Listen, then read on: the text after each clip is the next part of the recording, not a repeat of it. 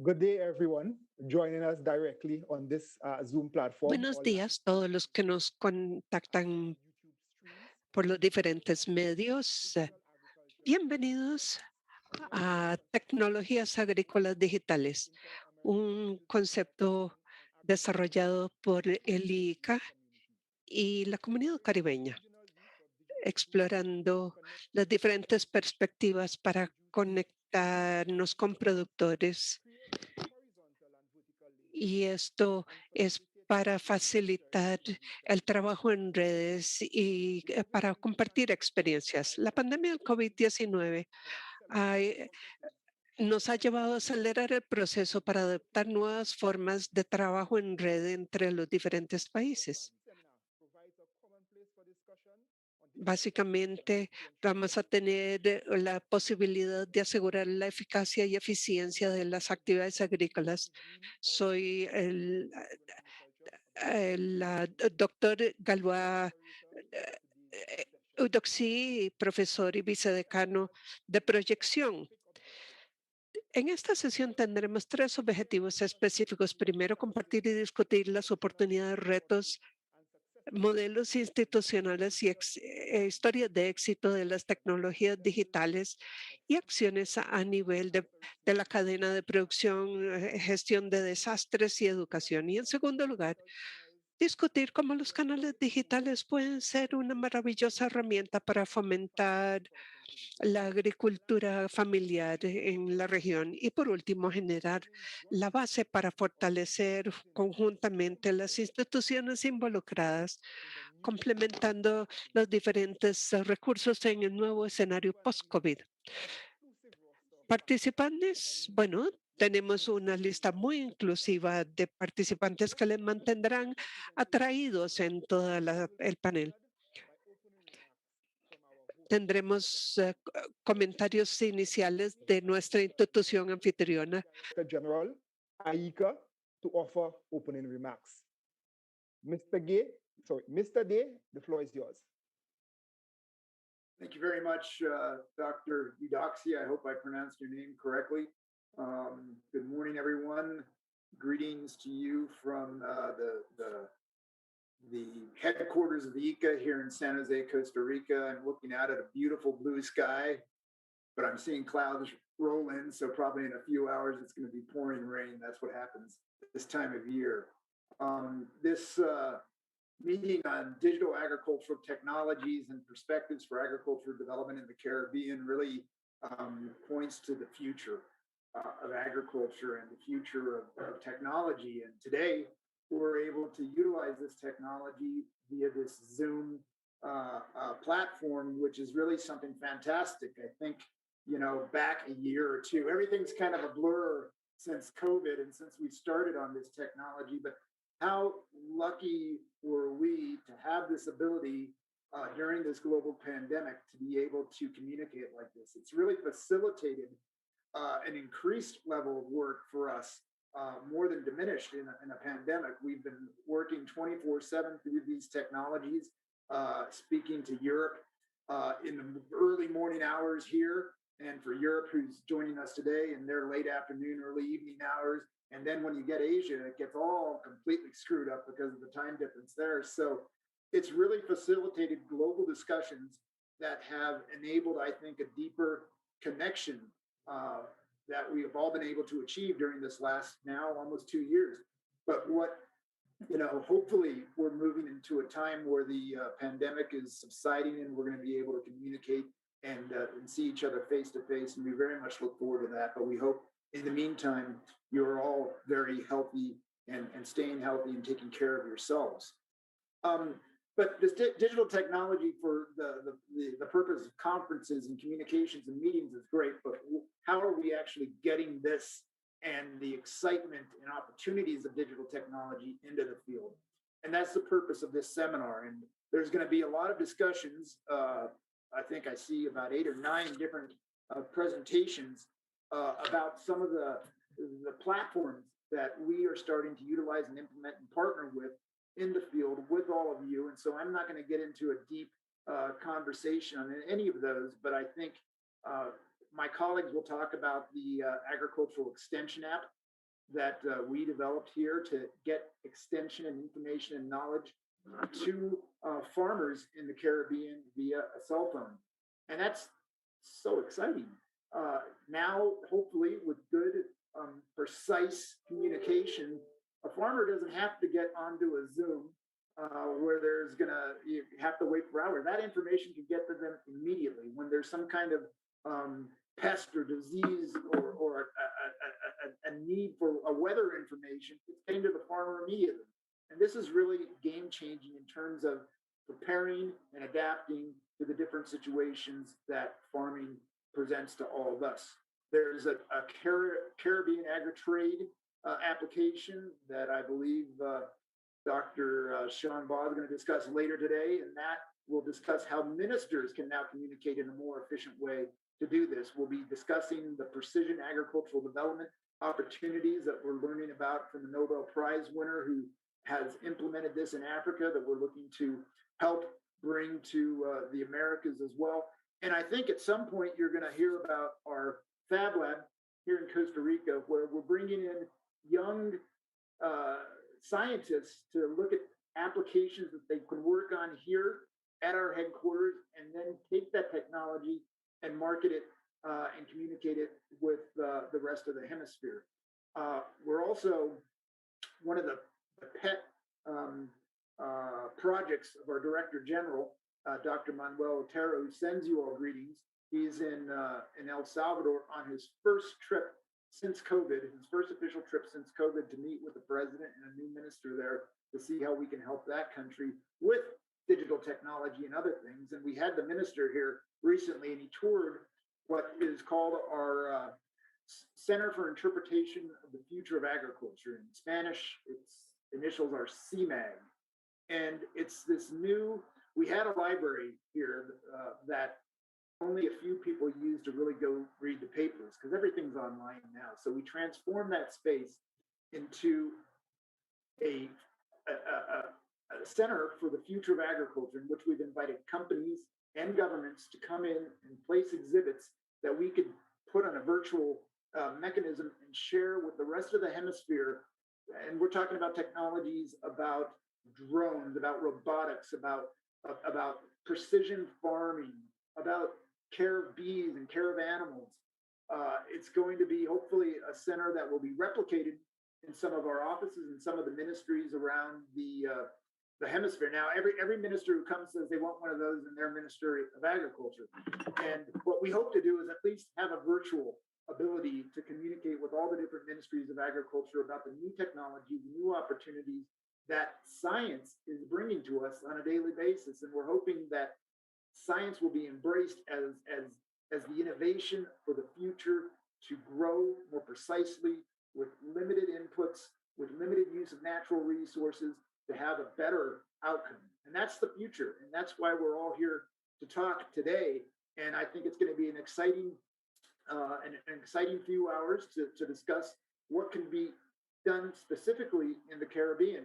Now, the Caribbean is that region of intense interest for ICA and for obviously all of our member states to see how we can help resilience in that region, how we can help family farmers in that region, and how we can help produce more food in that region to become less food dependent, but also to grow and export new varieties that the world demands. The Caribbean is one of the most popular regions in the world for tourism. We want to improve agritourism in that region, and we want to take advantage of all the different technologies that the new world of science and digital agriculture brings to us. And so we at ICA are thrilled to always be working with you. It's good for me to see at least the names. I don't see the faces, but as I stick around, I'll see the faces of many of my colleagues who I haven't seen now for a couple of years. But I look forward to listening and to learning from all of you. We thank you for your time, for your commitment to this process, and we wish you a very successful seminar. Thank you very much. Thank you so very much, Mr. D, for your opening remarks. Participants, unfortunately, Mr. Joseph Cox, Assistant Secretary General, Trade and Economic Integration, CARICOM Secretariat, had an emergency and cannot be here with us at this time. However, he extends his apologies Mr. Sean Bohr, Program Manager, Agriculture and Agro-Industrial Development, will deliver opening remarks on behalf of ASG Cox. Mr. Bohr, the floor is yours. Thank you, Chairman, and good morning, colleagues.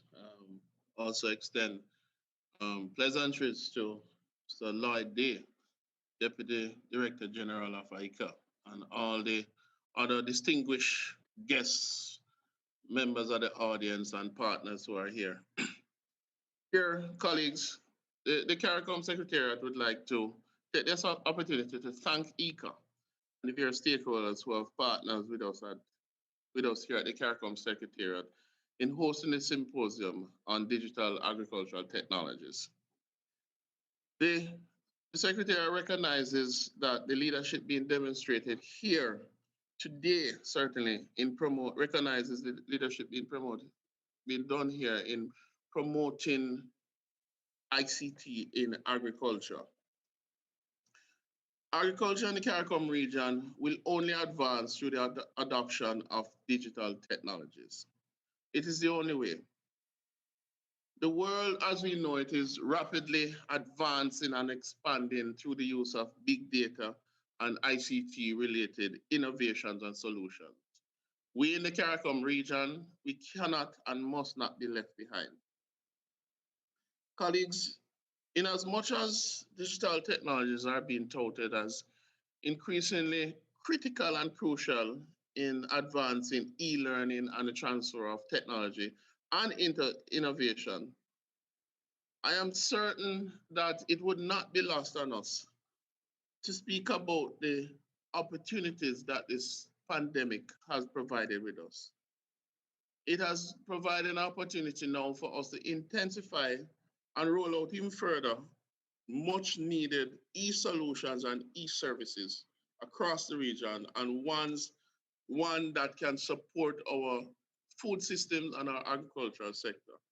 Colleagues, as we know it and as we see it now, the new normal has to include digital technology. It's important to point out that the region has commenced various activities towards the provision of a more long-term solution, which is the development of a regional e-agricultural strategy. This has been articulated in the recently developed implementation and work plan for the heads of governments established regional ministerial task force on food production and food security within the region. Certainly, this will have to be encompassed by a massive push towards promoting an incentive regime for the use of smart agricultural technologies throughout the CARICOM region. We want to take this opportunity also to express our gratitude to ICA for providing the necessary resources for the development of this e-agricultural strategy.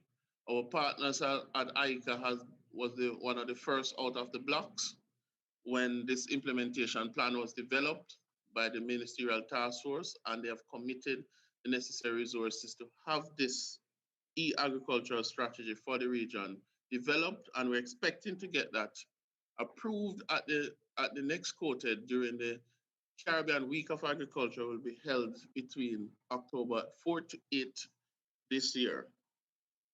Chair, colleagues, when completed, this regional agricultural strategy will provide the blueprint for a full rollout and transformation of the region's digital agriculture structure, infrastructure, and composition.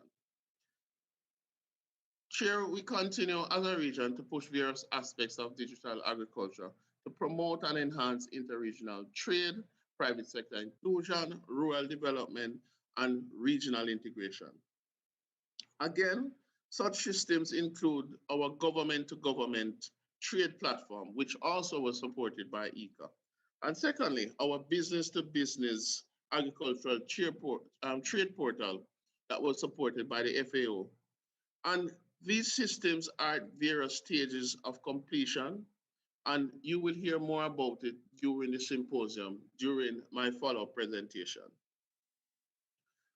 Chair, colleagues, let me take this opportunity to wish for us a successful symposium, speak about, promote further the partnership that we're seeing here and the passion which is being displayed all goes well for the region and the transformation that is needed and the adaptation of digital agriculture throughout the region. Thank you very much, Chairman. Thank you so very much, Mr. Bo, for those remarks on behalf of CARICOM. Let me recognize the commitment of both of these institutions towards efforts for strengthening digital agriculture. I want to take note of the importance of the communication platform as mentioned by DDG Day, even in our ongoing activities, and particularly this activity, the ongoing development of tools that improve timeliness and ease of providing information for decision making at all levels, from the farmer level, from production right up to policy, and the importance of digital technology towards a resilient CARICOM.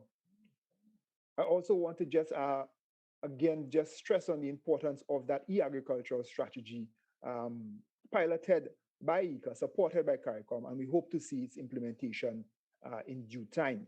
As we move on, we now are into our technical presentations. And in that regards, it's a pleasure for me to welcome our first presenter, Dr. Francisco Carrascosa, Professor, Department of Geomatics and Graphic Engineering of the University of Cordoba in Spain. In the private sector, Dr. Carrascosa worked as a freelancer from 2000 to 2012, providing his services to private companies and national, regional, and local public institutions, such as the Cartographic Institute of the Andalusian Regional Government, where he was external technical consultant in cartography. In academia, he is a senior lecturer at the Department of Geomatic and Graphical Engineering. His fields of teaching have involved subjects in geomatics linked to agriculture, forestry, and civil engineering. He is the co-director of the official Masters in Digital Transformation of the agri-food and forestry sector. The scientific research has been centered on the use of geomatic techniques in precision agriculture, mainly on the use of remotely sensed imagery acquired by sensors onboard satellites, manned and unmanned platforms. As a result of his research, he has published numerous manuscripts in journals indexed in SCI JCR in the fields of weed science, precision agriculture, remote sensing, computing, engineering, and agronomy. Today, Dr. Carrascosa will present on the Digital Agriculture University's Master's Program. Dr. Carrascosa, the floor is yours.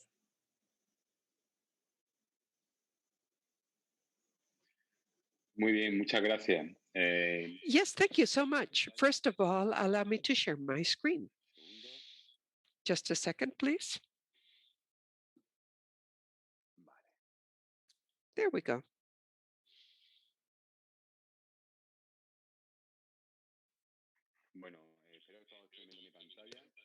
Okay, I hope you can all see my screen. First of all, I would like to thank ICA for the invitation to participate and share our experiences in teaching a new way of doing agriculture, in this case, everything that is involved with digital transformation. Actualmente participando como codirector en un máster que impulsamos ya hace 3 años.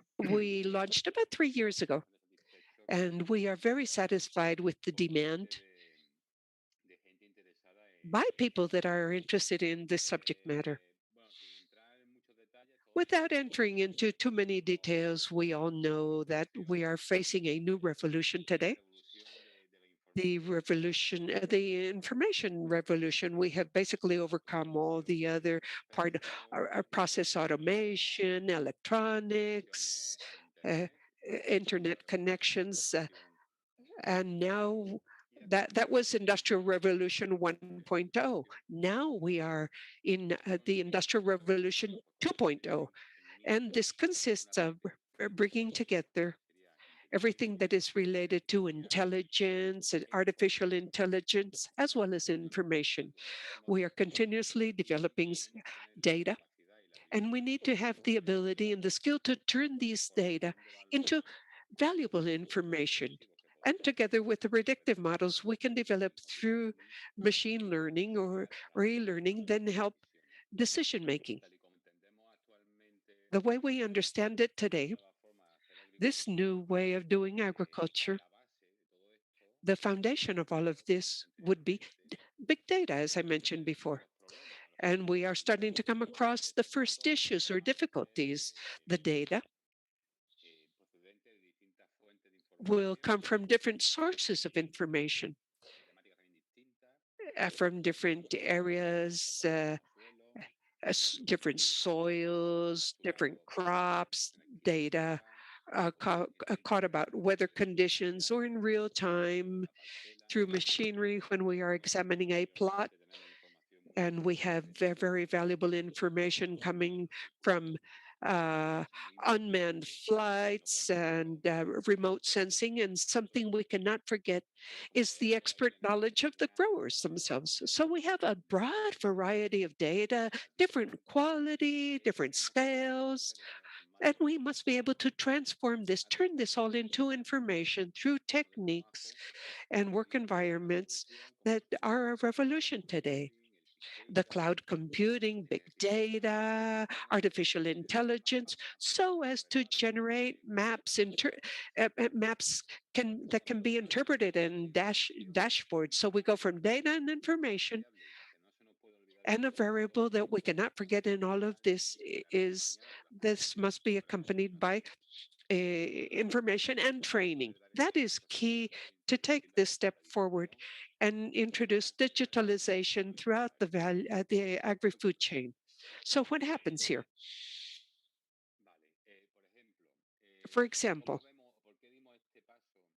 why did we take this step to launch this master 3 years ago? Well, if we see the study of different consultancies, Fundación Cotec being one of them, they say, first of all, that digital transformation will have an impact both at the economic level as well as the social level. So we must all go hand in hand working towards this transformation, including the governments that must support it. First of all, through by sharing open data policies, the information must be available and free of charge to users of different profiles. And they must promote everything that has to do with the digital human capital, all the training, all the education, uh, and as to public administration, that is their part. But we cannot forget businesses. Businesses must provide their employees the necessary digital tools, and not only give them the tools, but also train them, y- teach them how to use these tools. And at the same time, these workers have to teach their own customers how to use this new environment. And lastly, at the individual level, each one of us has to take part in re-education, learn more, and prepare for this industrial revolution that is right on us. This is not the future. This is already here today. And we are not saying that as a university. Major consultants worldwide have been saying this. And what is most important in all of this then is count on data, reliable data, good quality data, very accurate data. As researcher, or as part of a group of researchers, we have had very interesting projects that in many cases have not been successful because the data was not good data. They did not have a good database. There were many errors through all the processes. It just prevent it from working. Digital environments work well, but if the data is wrong, well, something is happening, and that will all lead to a failure.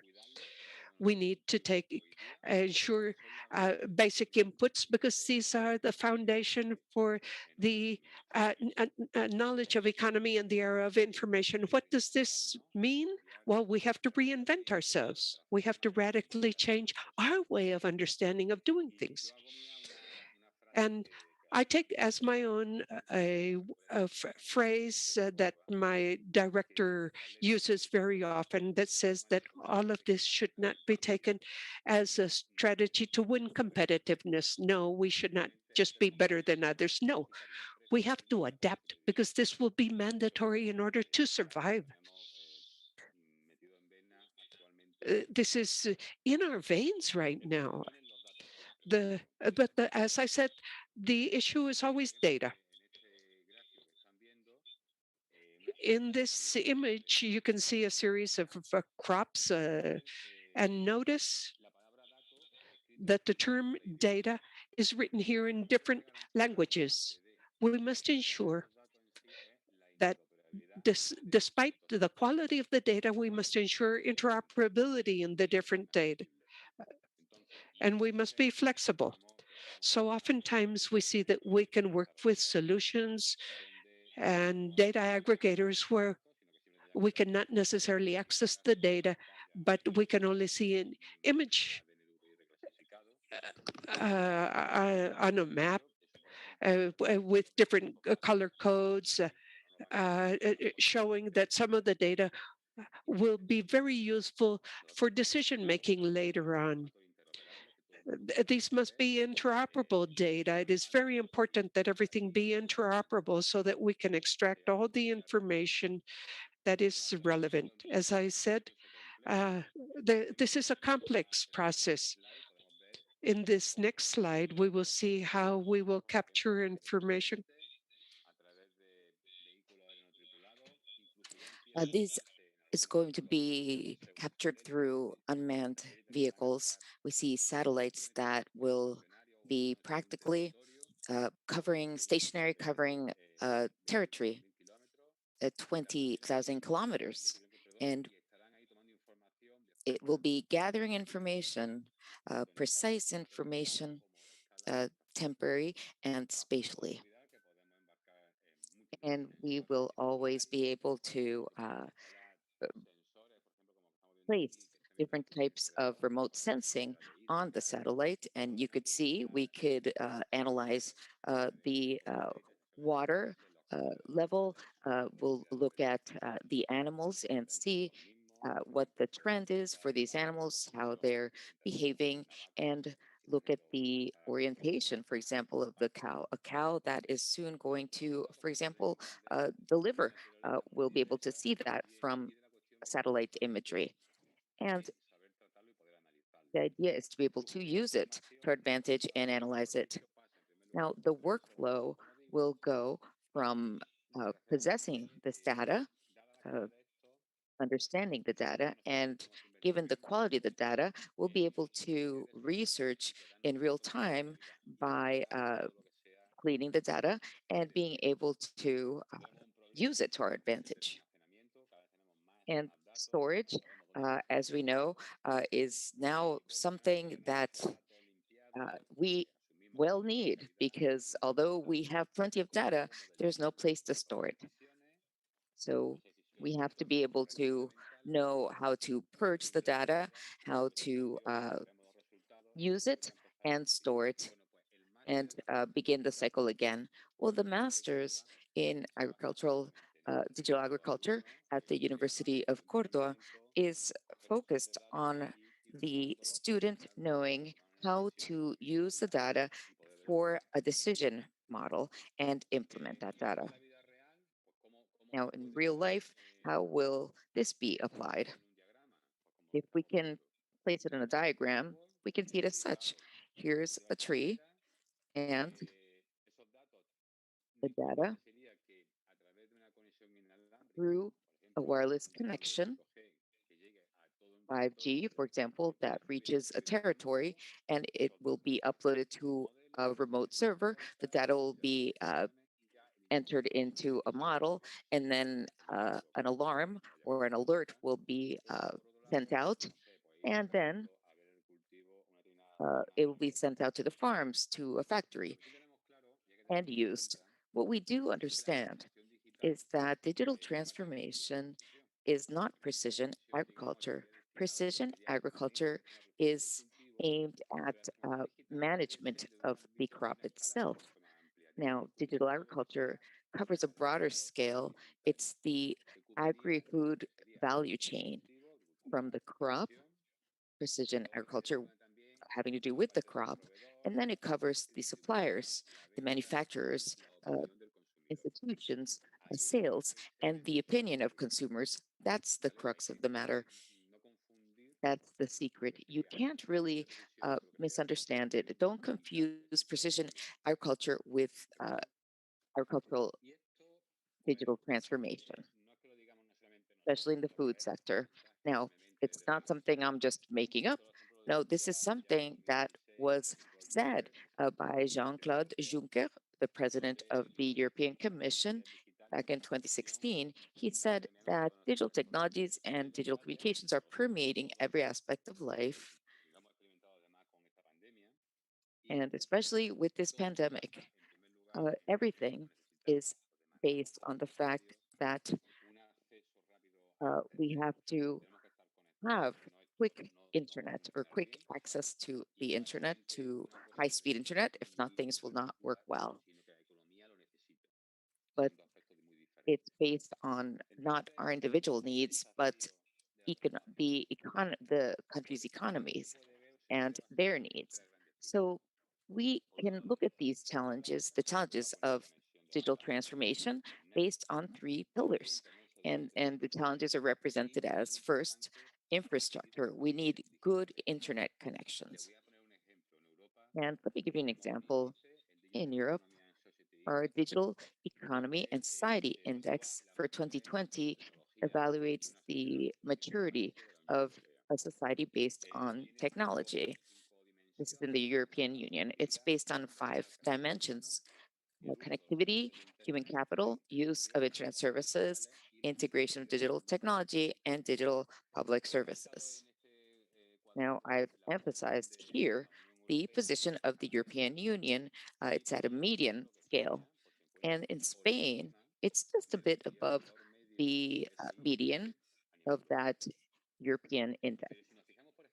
But if we look at each of the components uh, for this digital economy and society index, if Spain is here at the median, as I mentioned. Now, regarding connectivity, people are using the internet uh, more frequently.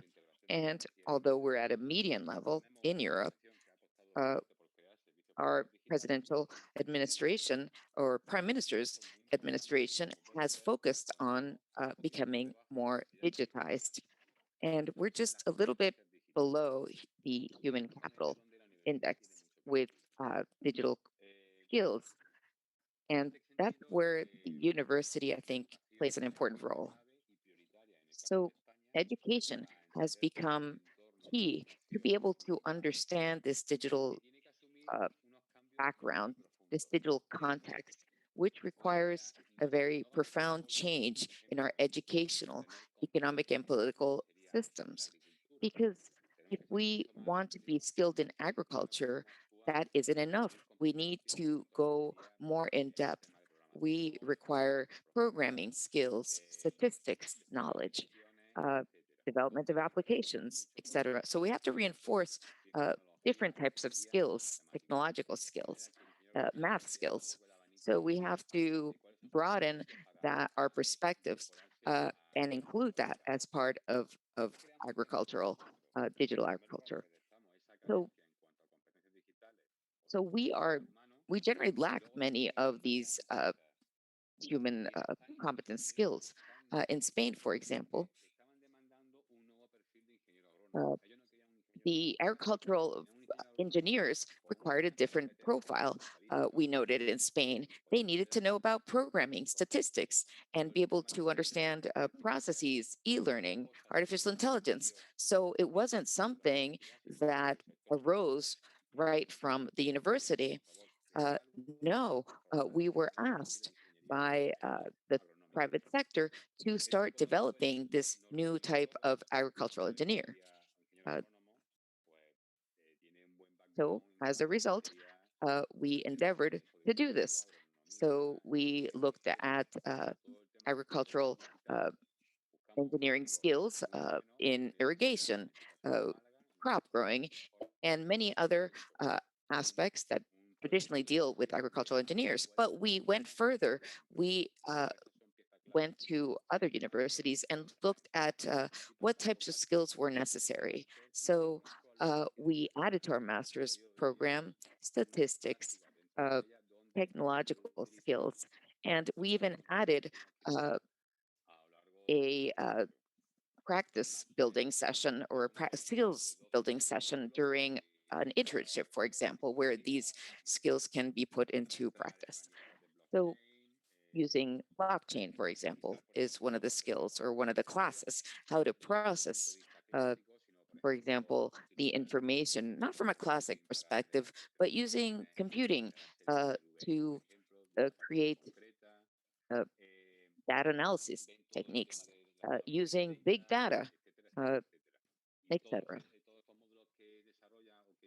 So the master's programs includes various modules in order to incorporate all of these different skills uh, and how it could be applied to agricultural engineering. So these are all the different companies that have contributed to our master's programs. IBM is a big partner, and they even provided they came in to give a talk on remote sensing and satellite imagery, how it applies to agriculture. So just to give you some examples of what our graduates have done this year, for example, one of them created a predictive model for crop yields in maize in Iowa, as you can see, and they developed the workflow, as you can see, in different colors. Uh, and he obtained open data from the United States and selected the data. And then we worked with different techniques using Python, uh, the programming language, and he obtained really good data. And this is another student who used a kit and just a simple fly trap, and he was trying to he used a Google application to be able to create alerts as to when, and it was reported on a server to trap flies. And this is a concept study of another by another student using blockchain to create oil. And we can see the traceability from the tree until to the bottle. So at the end, this proof of concept was useful for the company, where he carried out his thesis project for his master's. He's studying how this can be applied uh, as part of a sales argument within the company. And another colleague did a study on red berries and the international market and importing these red berries. So as you can see, the gamut is broad. If you would like more information, please reach out to me. That's my email. Adolfo Peña is my colleague. He'll also be very happy to respond to your emails. And that's our website as well. Thank you. Thank you so very much, Dr. Carrascosa, for informing our viewers about the importance of formal structured knowledge management and capacity building for digital agriculture, and also for distinguishing difference between digital agriculture and precision agriculture. I think such training is important, particularly noting the regional e-agricultural strategy identified, piloted by AICA and identified by CARICOM as being important. So hopefully we will see some more collaboration in that regards. Viewers, I just want to remind you that please, you can engage, interact with the panelists as well as with our presenters via the comment or chat function that is there. And please note we have a dedicated question and answer session in which your questions would be filled to the panelists. So moving ahead, I would now like to invite Mr. Sean Moore again who will be presenting for us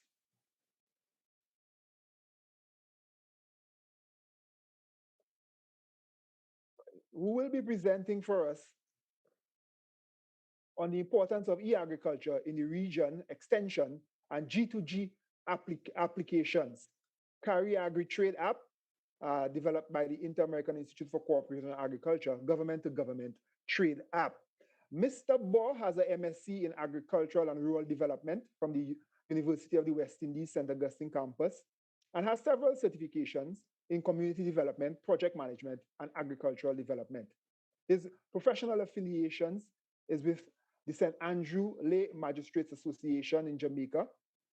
Mr. Baugh has special interests in farming, rural development, sports, research, youth development, agribusiness, and policy development.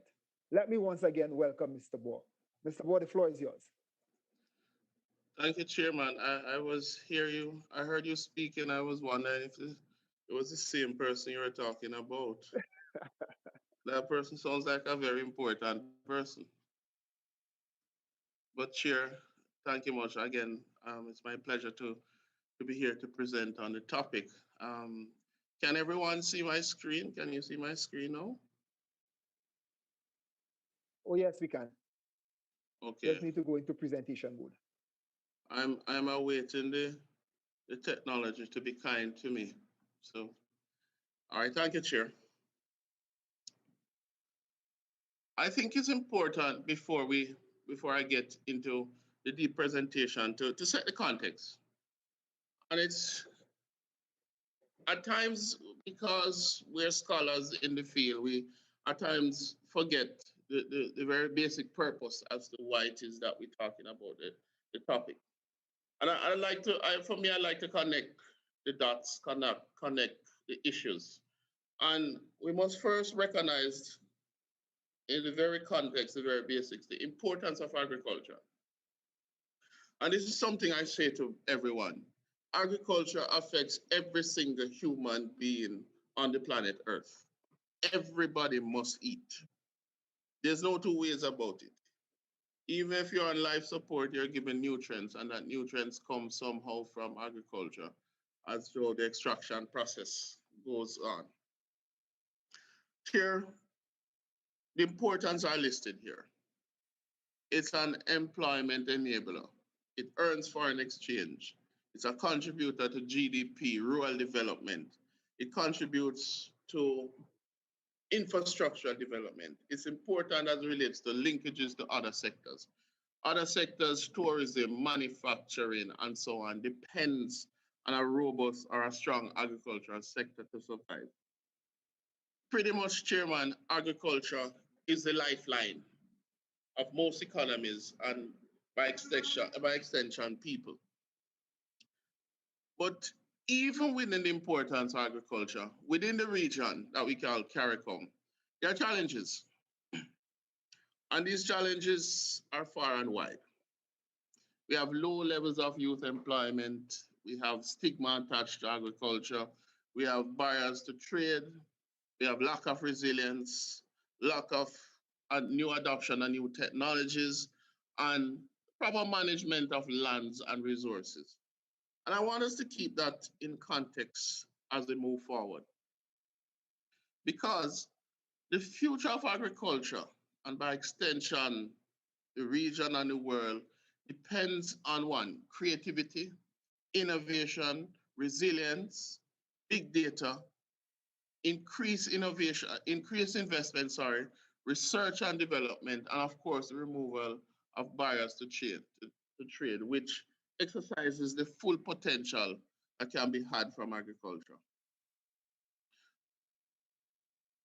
Digital agriculture, e-agriculture,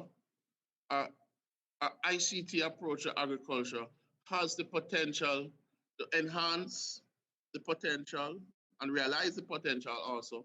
But at the same time, it provides the solution that we're looking for.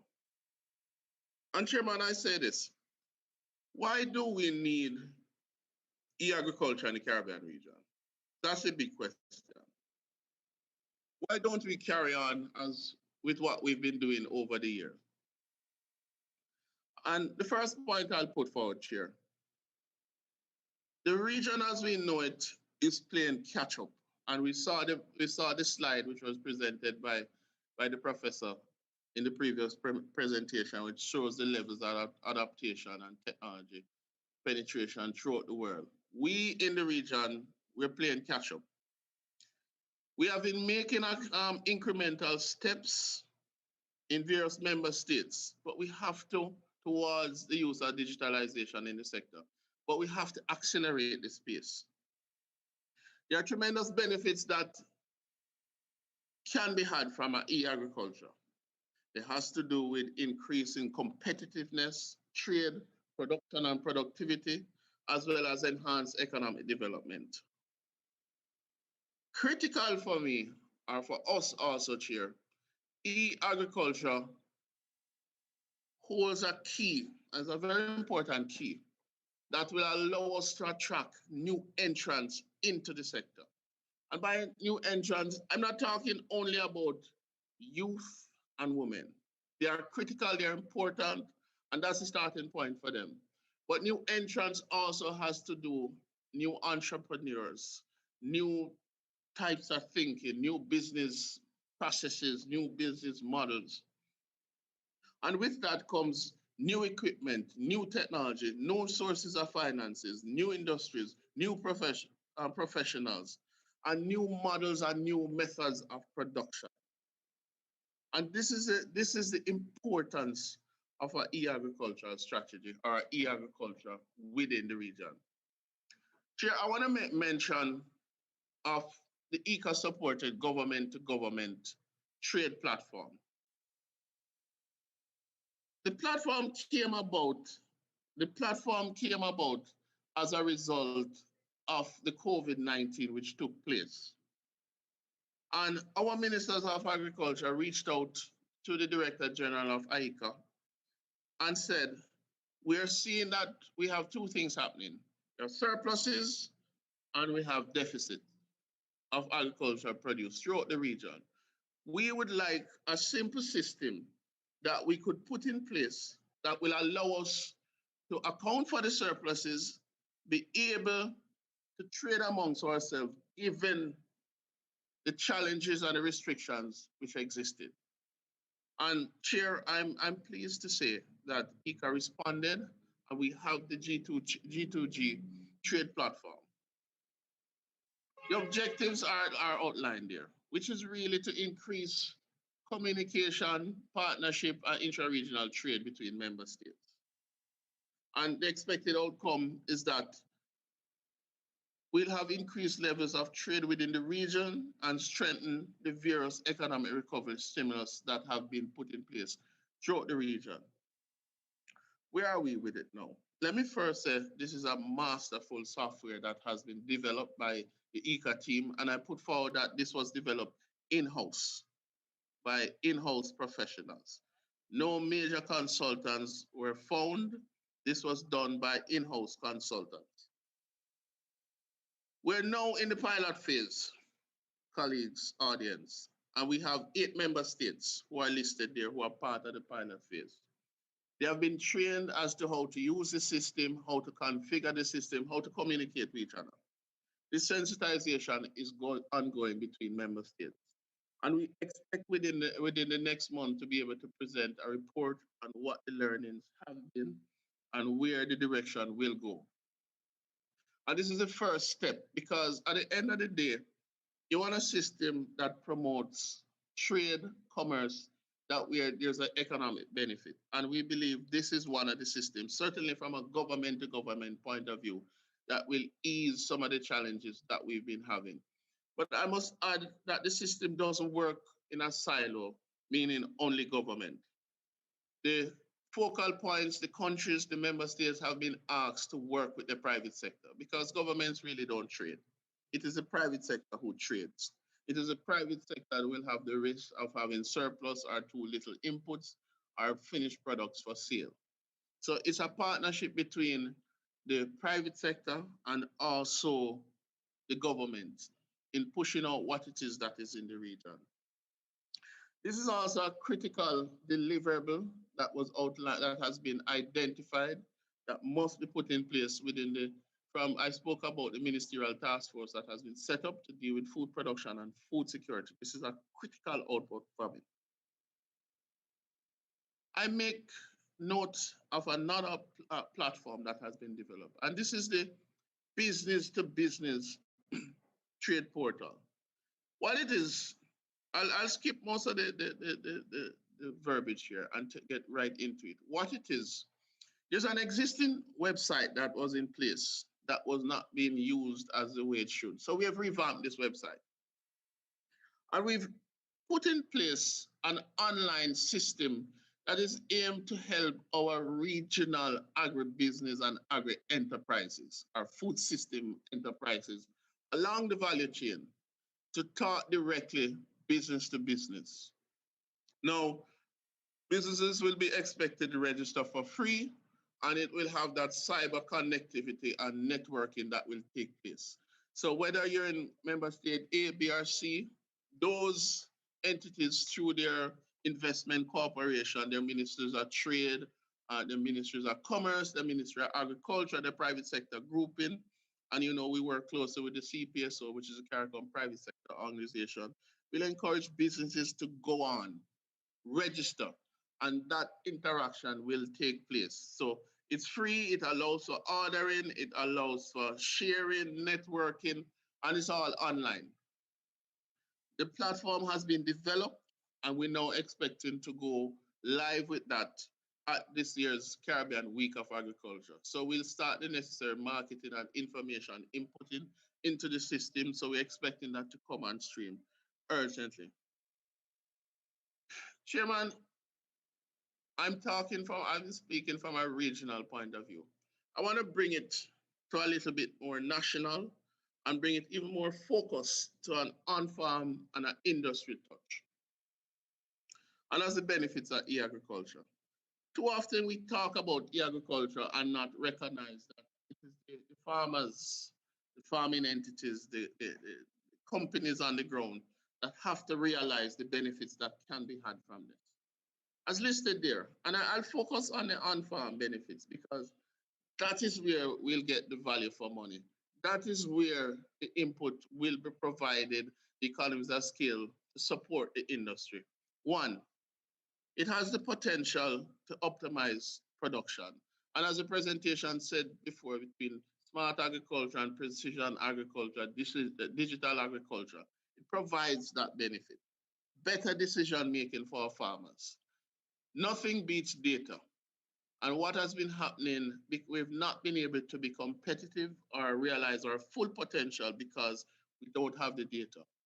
With digital agriculture, it provides you the opportunity. Whatever the incarnation, whatever the method, it provides you with data. And from that, you're able to do two things. You're able to improve your risk management. You're able to improve your risk management potential. Cost reduction becomes a reality. Efficiency and productivity comes into play because as we're seeing even now more than ever, with the smart technologies such as shade houses, greenhouses, or whatever you call them, using less land, less inputs, whether it be water, whether it be fertilizer, whether it be nutrients or whatever it is, but the returns are phenomenal. So this gives you real-time information to assist with problem solving. It assists with better environmental management, certainly as it relates to IPM, how we deal with our integrated pest management through the use of drones, sensors, and so forth. So whatever application we put in, we're not putting it on a blanket, but it's targeted, precision. And finally, new revenue streams. We are seeing that with the introduction of e-agriculture, we are seeing where new revenue streams have come on board for farmers. And during the pandemic, I point this out even more, we are seeing our farmers coming online, doing e-agriculture, e-commerce, where they're now selling directly and there's things going into the bank account. This is the power of e-agriculture. And for the industry, it is clear. It gives a better opportunity to contribute to policy formulation.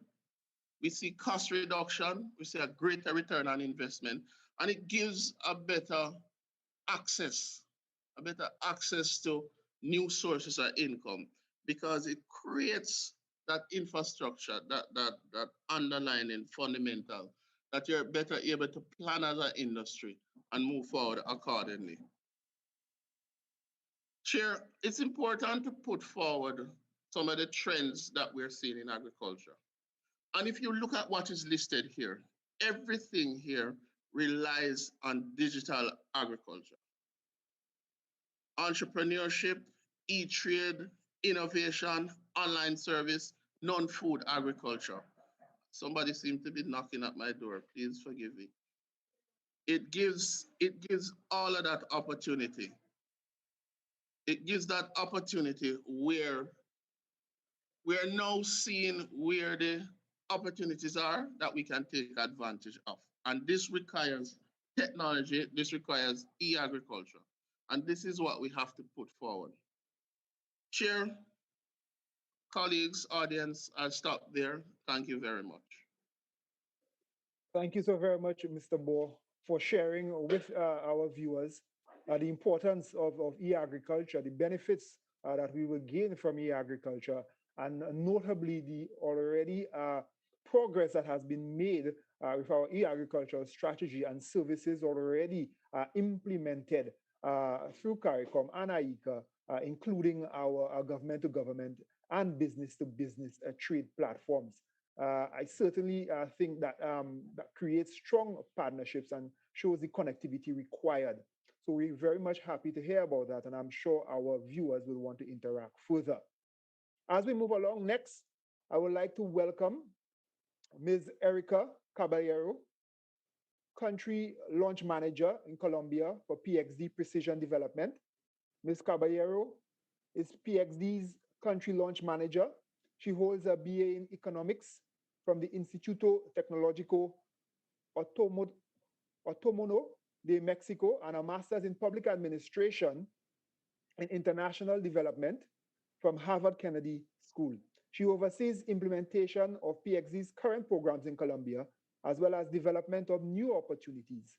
Prior to joining PXD, Erica worked as a senior manager at ID Insight, where she led client engagement and project management for a portfolio of Africa-based M&E initiatives. Erica has also worked in government and nonprofit organizations in both Mexico and India. Ms. Caballero, the floor is yours. Thank you so much. And thanks so much for the invitation. I'm really glad to be here and to be part of this conversation. As you mentioned, I am here on behalf of Precision Development to summarize some of the digital agricultural services that we offer and to also provide an overview of the model that we use to operate at scale in different geographies. So Precision Development, or in short PXD, is a nonprofit organization that was created in 2016. Today, we operate in 10 countries in Africa, Asia, and Latin America, where we began operations this year, starting in Colombia through a partnership with RARE and the Nature Conservancy. Brazil will join later in the year once we launch our new program in partnership with the Ministry of Agriculture and ICA. So what do we do? At PXD, we reduce information poverty by providing actionable and personalized information that will be delivered through cell phones. We do this by innovating, learning, iterating, and extending the use of technology through different techniques, which include data science, behavioral economics, social learning, and human-centered design. And therefore, our team is multidisciplinary and consists of agronomists, researchers, program managers, data scientists, programmers, and product development experts. In the first quarter of 2021, PXD has reached 5 million farmers with 4.1 million being reached through active programs and zero 0.9 graduate users who are supported through services that PXD built or contributed to build in the past and which are now managed by partners without our direct involvement. So what brought us here? So we believe that the challenge that the agricultural sector is facing is as follows. On one hand, smallholder farmers represent 70% of the world's poor, and they continue to face barriers that limit their ability to reach their potential farm production. On the other hand, information technologies exist, but smallholder farmers do not have access to them. Most of current extension services are provided through traditional in-person channels with some limitations, such as high costs. It's hard to ensure quality when they are implemented at scale. They are often one way, which limits their impact, and they are also difficult to implement in times of crisis, such as during the COVID pandemic or in conflict areas. At the same time, we have observed that cell phone ownership and access has become an increasingly common feature, especially in the geographies in which we work. So this ends up opening up an opportunity to use cell phones to ensure access to agricultural extension services at scale. At PXD, we then decided to take up on this opportunity and provide personalized, high quality agricultural recommendations. So how do we do this? We use two main sources of information. We use information that is collected directly from farmers, such as location, agroecological zones, crop variety, etc. And we mix it with publicly available agricultural data, such as soil type, pest and disease outbreaks, and others. And then we put together these two sources of information to generate personalized content for farmers, which covers crop management techniques, input recommendations, market information, and more. And now, how do we do it? The very unique thing is that we deliver these services through mobile phones. So in the geographies where we work, the penetration of basic phones is high. And although some farmers have smartphones, this is not a shared reality, and we know that this is a barrier that our users are facing. As a response, Precision Development decided to design phone-based services with basic features. Some of them can be SMS or voice messages or even interactive voice responses. But we have also the ability through our in-house platform to develop more sophisticated functionalities for smartphone users. And those can be WhatsApp or Telegram, where we can share videos, photos, or more information. Some of the key features of the services that we provide is that it's a two-way communication. So for example, with SMS messages, we will send a message and we will wait for an interaction from our users. Sometimes these interactions will be from their side to receive additional information or from our side to gather additional information from their profiles to be able to customize our services to ensure that we will be maximizing their impact. It will be also available on demand. So we are aware that our users have a lot of responsibilities and the content might reach them at a time that it's not great for them. So we want to make sure that the content is there and available for whenever they have the time to look at it, engage with it, comprehend it, and hopefully adopt it in the future.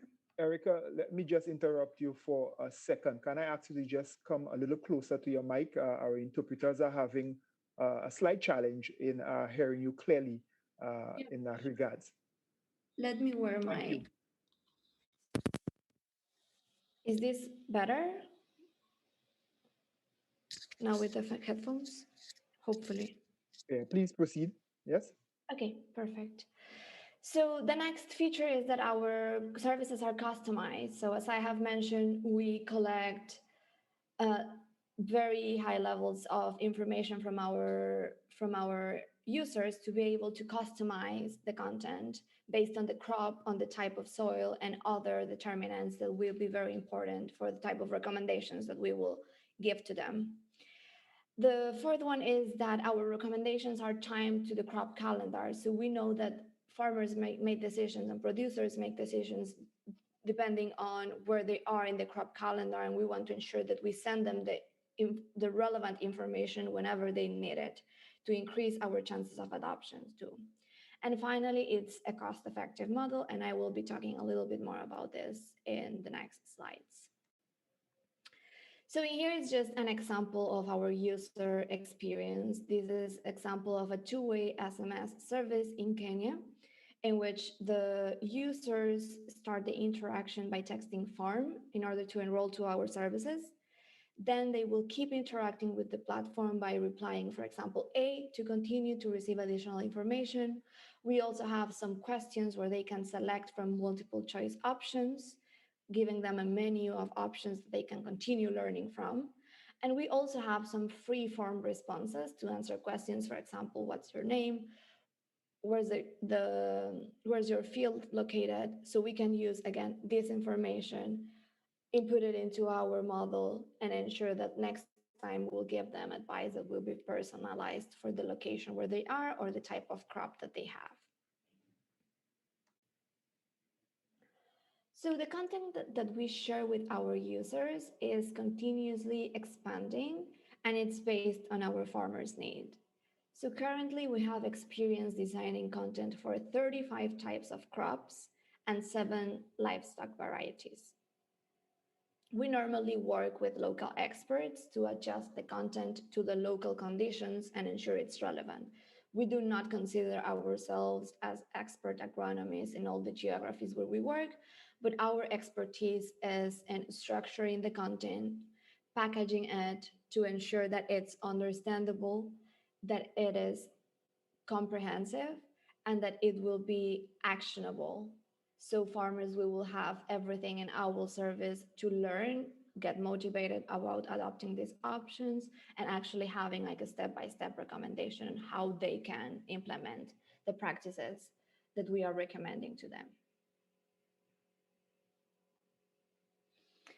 So now moving on to PXD's theory of change, we believe that our intervention follows 4 main steps. And these, like dividing this into 4 buckets, also helps us define the indicators that we will use to monitor and evaluate our implementation. So shortly, it will be starting by the registration and using our services. We will then move on to ensuring that the messages are easy to understand and comprehend, to then be able to drive adoption of practice that we recommend, and finally end up having an impact on farmers and household welfare. So let me go step by step. So the first step is acquiring and increasing user engagement. We monitor this through user registration and also by looking at listening and pickup rates or the amount of content that get access, for example, in the menus that we have in our SMS services. Step 2 is ensuring that we are reducing the frictions and barriers that our users face. And we get this by measuring the user comprehension of PXD's content. So we want to ensure that we use the language and we use terminology that is easy to understand, and that we are also packaging the messages in the right way. The third step is a change in farmer behavior. So this will involve the adoption of recommended farming practices, but also recommended input practices to ensure that they have the information in order to increase their productivity. And ultimately, our final goal is to improve farmer and household welfare through increased crop yields and livestock production, and also increased farmer net incomes. All of this while maintaining a high cost benefit ratio. So PXC's work and the elements that differentiate our model is that our work is informed by our user experience, and it's also based on rigorous research. Our main goal is to learn directly from the farmers and producers to understand their needs and then meet them where they are through the design of understandable and actionable content. We do this by incorporating insights from, for example, behavioral economics, human centered design to design the content, social learning theory to ensure that we are diffusing the content as much as possible and leverage from existing networks, and also the use of A B testing to iterate and learn as we go.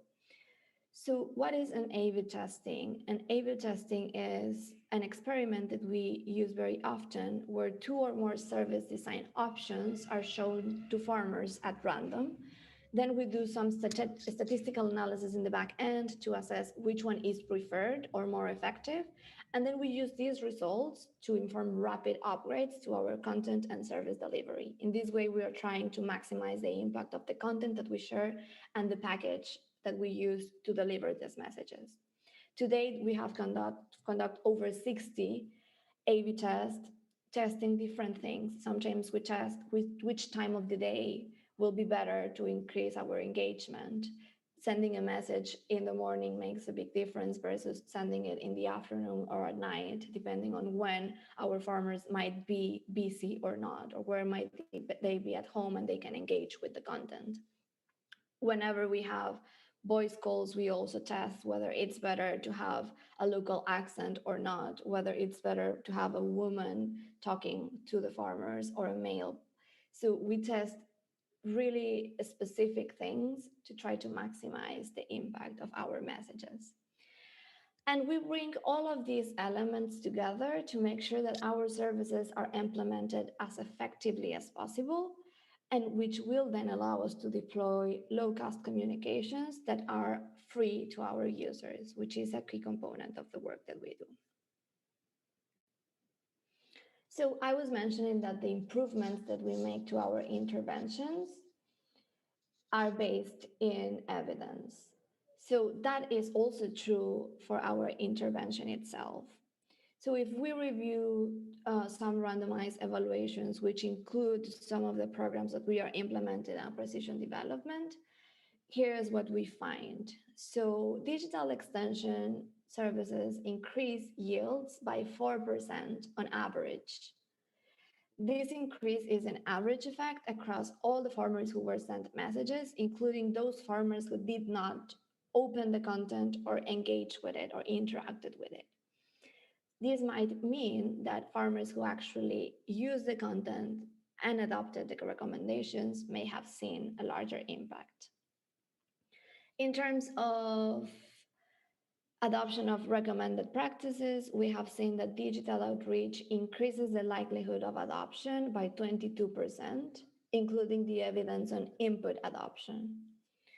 So given an average unit cost of less than $2 per year per farmer at scale, we see a very high cost benefit and social return on investment, especially when we compare it to other programs with similar objectives, but that use other platforms or perhaps are in person.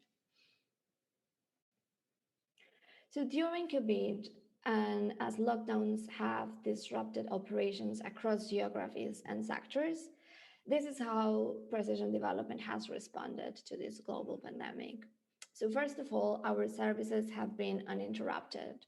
We have continued to add thousands of new farmers to our services and have actually started 2 new country programs remotely, one in Nigeria and the second one in Colombia. We continued our research and data collection activities. We have conducted surveys of farmers, agro-dealers, and extension workers in India, Pakistan, and Kenya, and we have worked closely with our government counterparts to share survey results and try to see how we can use those recommendations in order to respond to COVID. And finally, we have incorporated new types of information to our services that are relevant given the COVID pandemic. For example, in Uganda, we have included COVID-related health information. In India, we have added information about market disruptions. And in Kenya, we have added related information to address school closures, and that's towards the education sector. So we have a lot of flexibility to adapt the type of services to meet our users where they are and to ensure that we are closing the gaps that they are facing at that moment. And compared to other in-person interventions, we were able to do this even throughout the pandemic. Now, I would like to highlight very quickly a few examples of our projects that target specific areas alongside the enhancement of farm productivity, which is our main goal. For example, in Colombia, we are working with TNC and RARE to address climate and environmental barriers. So we will be giving advice to farmers on how to increase productivity while adopting more environmentally sustainable farming practices. So we will be sending messages that are both productivity enhancing and also will increase the sustainability of their fields. We have also targeted gender gaps. So we understand that 40% of the agricultural labor force in developing countries are women, and they face some barriers such as the low use of modern agricultural practices. They normally don't own a mobile phone, and they have low access to even in-person extension services. So we have developed women-oriented content to ensure that we are reaching them, and we are also leveraging from existing social networks to ensure that we can reach more of them, even if they don't have a phone. So talking about precision development moving forward, we are planning to scale our impact until we reach 100 million users. We want to iterate and improve our services and in order to impact and refine the evidence that we have. We are planning to include additional technologies in terms of communications, such as WhatsApp and Telegram, just to bring more sophisticated services to our users. And we are also trying to bring additional data sources, such as weather forecast or remote sensing, etc. We are also planning to reach new end users, such as extension workers or input suppliers. And we are driving our geographic expansion. So as I mentioned, we started operations in Latin America this year. We will start a new program in Brazil later in the year, and we are hoping to expand our presence in Latin America and the Caribbean. And finally, we are exploring commercial partnerships with for-profit agribusiness without excluding the poorest, which will continue to be our main priority, but also ensuring that we are closing all the gaps that these users are facing currently. Thank you so much. Thank you so very much, Ms. Caballero, for sharing PXD's personalized digital farm level extension services uh, through being applied through cell phones. Very, very innovative. I noted the benefits of that particular service being interactive and iterative, based on data science. It encompasses a human-centered design and it facilitates low-cost communication. Wonderful. And most importantly, as reflected by our two speakers in the opening remarks, it is COVID-19 resilient and allows for tremendous flexibility. I'm sure our users in the Caribbean will look forward to the implementation. Wonderful. Next on, I'm going to introduce Mr. Perry Douglas, consultant for Douglas Blackwell Applied Intelligence. Perry is a graduate of McGill University, Montreal, Canada. His progressive career began with RBC Dominion Securities, subsequently joining AIC and co-founding AIC Private Portfolio Group and AIC Sports and Entertainment Investment Council with billionaire investor Michael Lee-Chin. Perry was involved in the historic billion-dollar purchase of NCB Bank Jamaica by Michael Lee-Chin. In addition, Perry was head key client division of Eastern Canada at UBS Investment Management.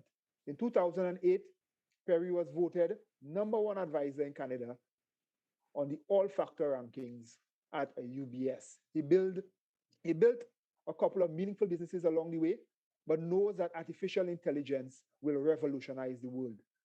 Douglas Blackwell is in the right space at the right time. Our mission is to help advance humanity through entrepreneurship by solving society's greatest and most complex problems. Mr. Douglas will present for us on CARICOM e-agriculture development strategy. Mr. Douglas, the floor is yours. Good morning. Thank you. And I apologize for messing up the schedule. We had some, believe it or not, internet issues. So I was crossing my fingers that everybody can hear me, correct? Everybody can Oh, hear me? yes, we can. Yes, we Okay, can. wonderful. So I'm just praying that it doesn't break down. Um, Once again, thank you very much for that for having me. It's an honor, to speak here today. Um, I want to, listening to Erica, I believe that we're moving in the right direction here. Um, for me, Douglas Blackwell, I am not, a consultant, really. I'm an entrepreneur, and everything I go into, I have our skin in the game. And what we do at Douglas Blackwell is we are an AI firm. So we build algorithms in relations to solving problems in business and society. So to get right to it, our view for growth in the agricultural sector in the Caribbean from an e-agriculture perspective comes down to what we believe a single thing. It's an enterprise software approach. At the end of the day, if we look historically, the way the industry is right now, the Caribbean is essentially a commodity based, for whatever they export, it's a commodity base. So what it does, it keeps us on the lower end of the value chain. It keeps us on the lower end of the profit chain.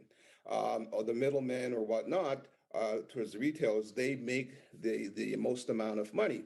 So how do we now allow farmers, entrepreneurs, and local manufacturers in order to move up the value chain and essentially keep more of the profit and move from a value creator as opposed to a commodity exporter or a commodity based economy? Because in a commodity based economy there's no high incomes, and it's very difficult to create wealth. So I think the best way for me to do it is to give you an example of one of the applications and software that we are developing. So, you've heard of SaaS, software as a service. So what we believe is the key is enterprise and profit. At the end of the day, we can create as many, online stuff for free or whatnot, but nobody's going to use it unless it's in their benefit, and nobody's going to use it unless you can prove to them and demonstrate to them it's in their financial interest. How are you going to help them? So that's the way you're going to get people to use software, if it's a benefit for them to improve their enterprise, improve their lives, and create profit. So again, we come at it from an enterprise approach. So if I use gas is a development software that we think we can disrupt the entire Caribbean agricultural industry and put farmers or manufacturers and entrepreneurs in a good position. So gas stands for greenhouse as a service, right? So what we believe the future of agriculture is in the area also of vertical farming. We believe, as an example, and again, this isn't a specific application, doesn't mean that the other things can't happen, but we at Douglas Blackwell, we based everything not in intuition, but we based everything based on fact and based on evidence and the application of artificial intelligence to help you to move forward. So, for example, the gas technology, greenhouse as a service in the vertical greenhouse model is quite straightforward. On the operational side, what we use big data in order to manage your production of your crops, right? Everything from blockchain technology, which is important because nowadays, in terms of selling your products, everybody wants to know where their food comes from. So the application of big data on the production side and the operation side, okay, smart farming, call you what you want, allows us to allows that particular farmer with that particular greenhouse to maximize their operations in order to produce as much. But what we believe, or what the data shows, is what is key.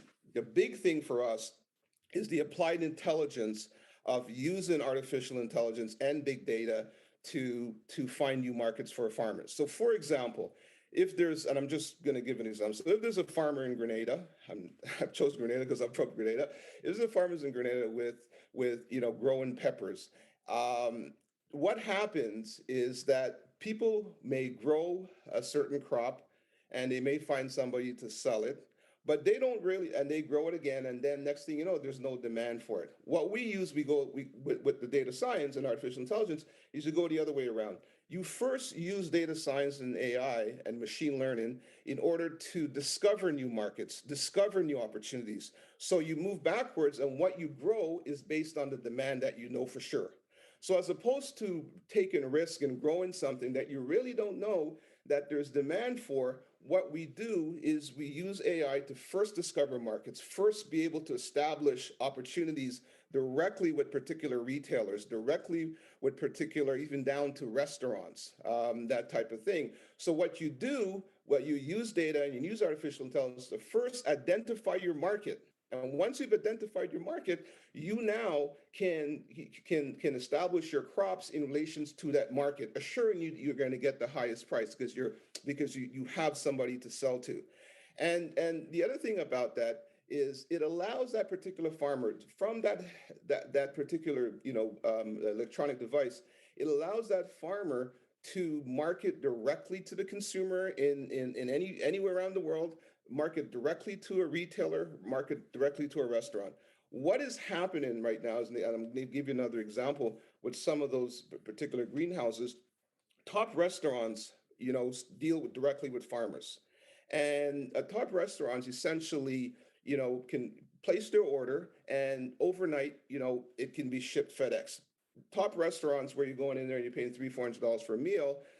Small farmers are essentially catering to that market, and they become entrepreneurs in that particular way, and they've created their own market, their own demand for their own particular product. So what we are saying here, the only way to remove the Caribbean from the situation where it is right now, which is essentially commodity based, okay, is through software and enterprise. And as we know, software runs the world, right? As we understand that, the wonderful thing about the Caribbean, its natural competitive advantage, even in the vertical farm space, is that if you have a greenhouse, you have light 364 days a year.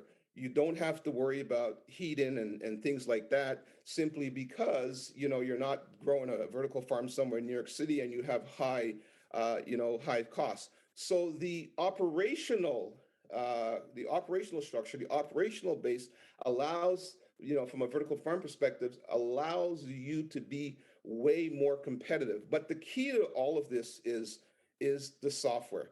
And if we are able to provide this software, right, to a particular farmer, and that particular farmer can use that software to create their own demand, each one of those farmers becomes an entrepreneur.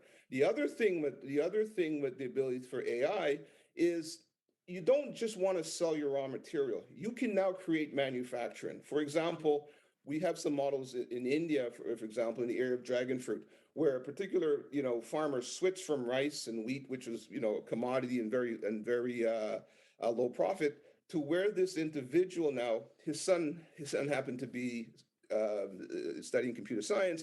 He used technology, AI, to go out and establish markets, and not only selling dragon fruits, but they now moved into using the commodity for ice cream, using the commodity for juices, using everything. So the ability to create high value products is where the profit lies. And if you now, that particular farmer and that particular entrepreneur and that particular manufacturer, can control control your product and be able to not only sell the raw material, but also to manufacture a product, find your market, and sell to that particular market.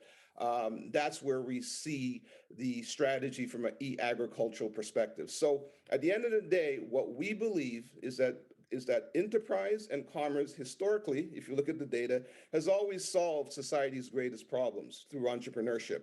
And we live in a society where people do things based on the economic benefit. So you can give things away, you can do all these things, but unless unless that technology can provide that particular farmer and his family a particular benefit, make them more competitive, create a more efficient way to connect people and turn that into profit, we don't see growth and opportunity. So at the end of the day, like I said, our approach is using software and a distribution of software in order for farmers, when you give them those tools, for them to be able to apply those tools to whatever they have in order to find markets and create a more export-driven economy that is not a commodity-based export economy, but based on a high-value product creation commodity, which ultimately creates more profit and puts more profit in the hands of farmers, and also creates additional enterprises going forward. So I think that's my 10, 15 minutes. So I wanted to just give you an example because the whole thing is so big. I mean, I'm sure on a panel today, there's so many ideas or whatnot. But from what we understand and what we know based on our scientific approach, the most successful societies in the world in terms of industry and commerce has always done it through enterprise. So I don't think we need to theorize and over-intellectualize this thing. If we can create software to do these things where farmers and manufacturers locally can have access to the software and use intelligence and IP to create economic value and wealth, I think that's the future for the Caribbean, and that's what Douglas Blackwell is committed to in order to have the Caribbean leapfrog onto the global wealth curve, because we don't think we can do it any other way. So I thank you very much. I'm not a big fancy presentation guy. We only have a few minutes, so I just felt I would give you an example and just talk to you. And once again, I appreciate you having me. It's an honor to be here, and I'm here to contribute in any way I can to the future growth of the agricultural sector in the region where I'm from. Thank you. Thank you so very much, Mr. Douglas. And let me assure you that we also appreciate your contribution. And thanks for sharing with us an entrepreneurial perspective on moving producers to value creators, and for also identifying the importance and the value of development software to explore alternative markets, highlighting importance of data science and AI. And I'm sure that many of our viewers right now are very much interested in how we could create value through this particular process.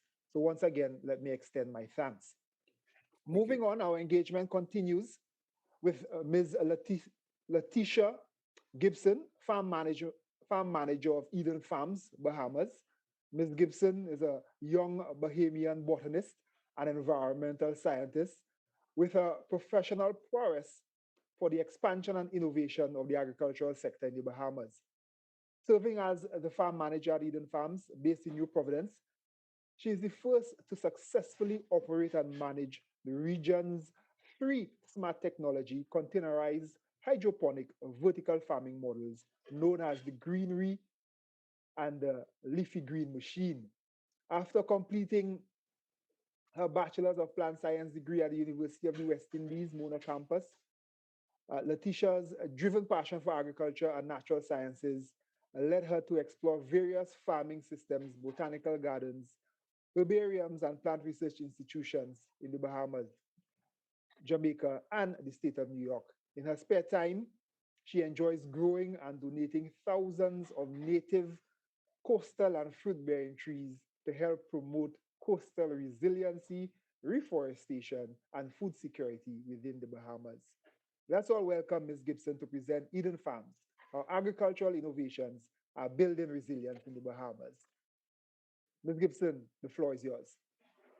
Good morning. Thank you so much for having me. Yes, my name is Letitia Gibson. I am a university graduate of UE in Jamaica that has introduced me to the world of agriculture. And I found a profound love and desire to bring what I've seen and experienced in Jamaica back to the Bahamas. So I will start my presentation on Eden Farms. Eden Farms would have landed by way of the Freight Farms containerized hydroponic model in the Bahamas last summer in 2020 during the heart of the pandemic. This was a pilot project started by an entrepreneur, Lincoln Deal, as a research experiment in 2013. And he had a desire to bring fresh local food to the Bahamas. Eden Farms is the Bahamas' first hydroponic container farming system and is the premier generator of fresh and sustainable produce. The Bahamas, as you know, it's an archipelago of 700 islands, islets, rocks, and keys. That is the basic composition of the Bahamas is calcium carbonate, it's limestone. The Bahamas has a very young geology. It was created by deposits from seawater, and the land has been exposed by different levels of sea rises throughout the years. So based on the Bahamas's geology and substrate being so porous and being so young and pure, the weathering that contributed to soil development in the Bahamas, the proximity to coastal environments means that we do not have access to a lot of fresh water in the Bahamas. We actually have an extensive underground system of marine and saltwater underlining our what little freshwater lenses that we have. There's also some limitation on land space and land use in the Bahamas, and very little crown land that we can use for traditional agriculture that would require many acres of land to produce a sustainable amount of produce to feed the country. So that is why Eden Farms was introduced to the Bahamas.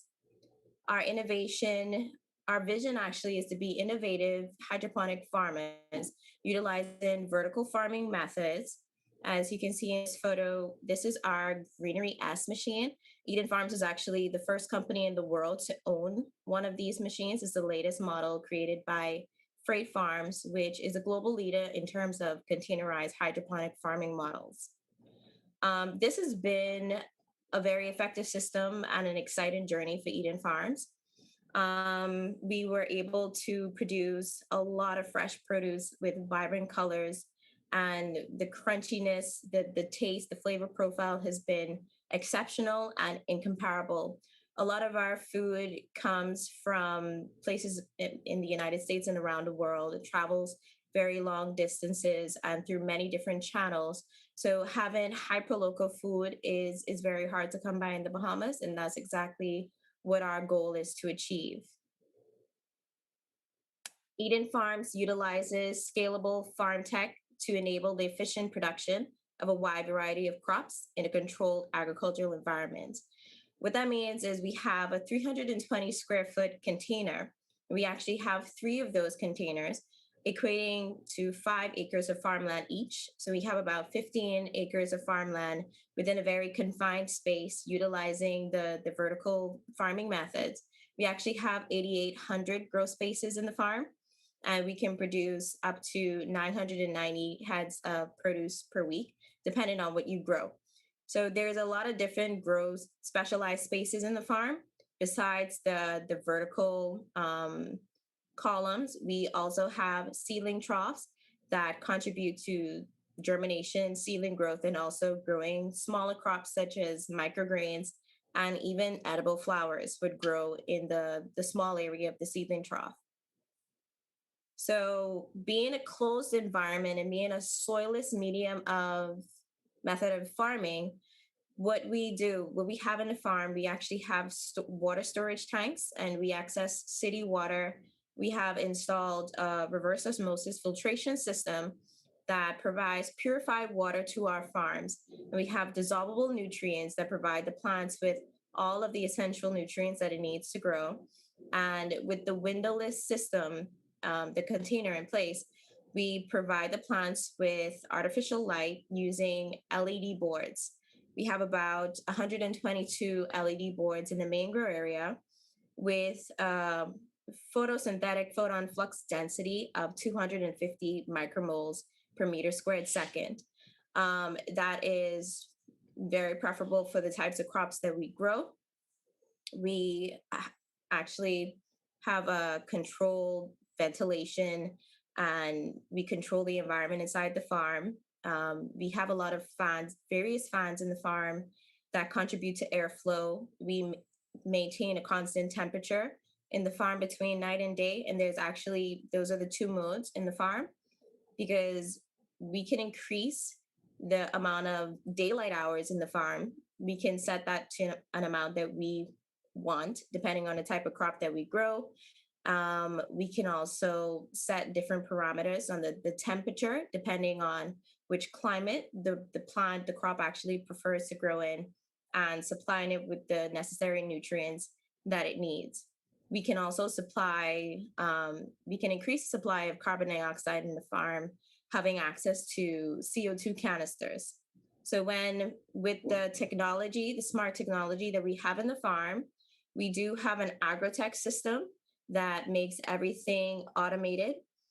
So we do not have to manually control these parameters. It is automatically set, and there's a timer for the farm for everything to be activated. There are also alerts that are fed to different equipment in the farm through the agrotech brainhouse of the farm. And we also have an app on our phone called FarmHand, and that's our dashboard to help us have remote access to the parameters inside the farm. So our plants, they're always safe. It's a healthy environment. The purified water using plant-safe sanitizer to reduce and eliminate the growth of algae. With it being a closed system and the cooler temperatures, we have very little issue, actually no issue with pests attacking our plants. So that's been beneficial, but there is there will still be eventually you have some indication of pests being introduced to the farm. You may have some bugs that are adapted to cooler climates, but with it being not an open environment, it's easier to implement pest control methods in the farm. Our purpose is actually to grow anything, anywhere, and anytime, regardless of the time of day, regardless of rain or sunshine, and regardless of limitations, resource limitations. So the Bahamas has many islands that extend from the coast of Florida to just before the coast of Cuba. Our southernmost island, Great Anagua, is basically a desert. It has extensive dry seasons. With the rise of sea level and with climate change posing increased temperatures and less precipitation around the Bahamas, and more incidents of increased intensity hurricanes and tropical storms, there's a lot of concerns regarding traditional farming methods in the Bahamas. So having these containers that can be bolted, our containers actually bolted 15 feet in the ground. So it's very hurricane resilient. And like I said, with it having artificial light, we can operate at any time of the day. We are protected from serious severe weather parameters such as rain, tropical storm. I wouldn't operate in a hurricane, of course, but our plants would be safe. And we also have a backup generator in the event that we have a power outage around the island. So our plants are always well kept. We are based in New Providence, Airport Industrial Park. You can also engage in Eden Farms through our website, edenfarms.com, or Instagram, Facebook, just to be updated on what's going on. But if you're ever in the Bahamas and you'd like to tour the farm, this is where you will find us. So the market size and why this system was introduced to the Bahamas, because there was a massive opportunity that my team saw early on during the pandemic. There was a lot of fear revolving around what would happen if the channels that are in place for us to get our produce, because 90% of the food in the Bahamas is actually imported. What if those systems were cut off from the Bahamas? Like, what would happen to us? And it made us realize how much we need to focus our efforts on being more self-sustainable and being able to feed ourselves. So there have been, yes, the food import bill is actually about $1 billion in the Bahamas. And with the food that is imported in the Bahamas, sometimes people don't even know where they're getting their food from when it reaches them to the table, or they don't know when it's been harvested. And because of the long distances and the length of time that it takes for food to travel from one place to the next, there are usually a lot of chemicals and a lot of preservatives involved in packaging and storing our food. So if there's a health concern about what we're actually eating to keep foods as fresh as they can, and then when we get them, they may not last a long time from when we open the package and when we're ready to eat them. So having hyper-local food was very attractive for the Bahamas. A lot of high-end chefs could utilize this avenue of food resource, and a lot of our larger hotels that feed a wide variety of people, residents, citizens, and a lot of guests within the Bahamas, that has been very attractive to them as well. So we focus on growing leafy greens and herbs. Our staple crop has actually been lettuce, because that was very exciting to grow in the farm. There's a wide variety of lettuce that a lot of people aren't familiar with. We may be just familiar with spring mixes. We can also grow varieties of basils, such as Asian Thai basil. We have Genovese Italian basil, large leaf basil, purple basil. There's a lot of variety that can be grown in the farm. These are the crops that we focus on most, which is in high demand by the chefs and the restaurant owners that reach out to us for fresh crops. So this is another example of the amount of yield that we can get from the farm. But besides what can be grown in the main grow area in the vertical columns, we can also produce a certain amount of microgreens and edible flowers as well, utilizing different grow spaces. There's also some scalability with the vertical columns, depending on the type of crop that you grow.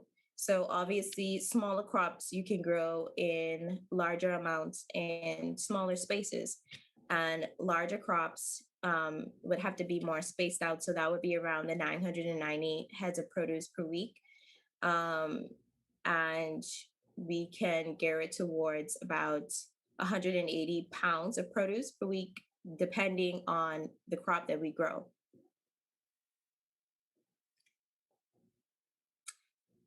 This is during our launch event, Eden Farms, that we had in February. We've been well received by the media, and it's been exciting to see everybody's reaction to the new face of agriculture in the Bahamas. There's been a lot of young kids involved wanting to volunteer, wanting to work in the farm. There's been a lot of interest in investors, and also scaling this this project to other areas of the Bahamas as well.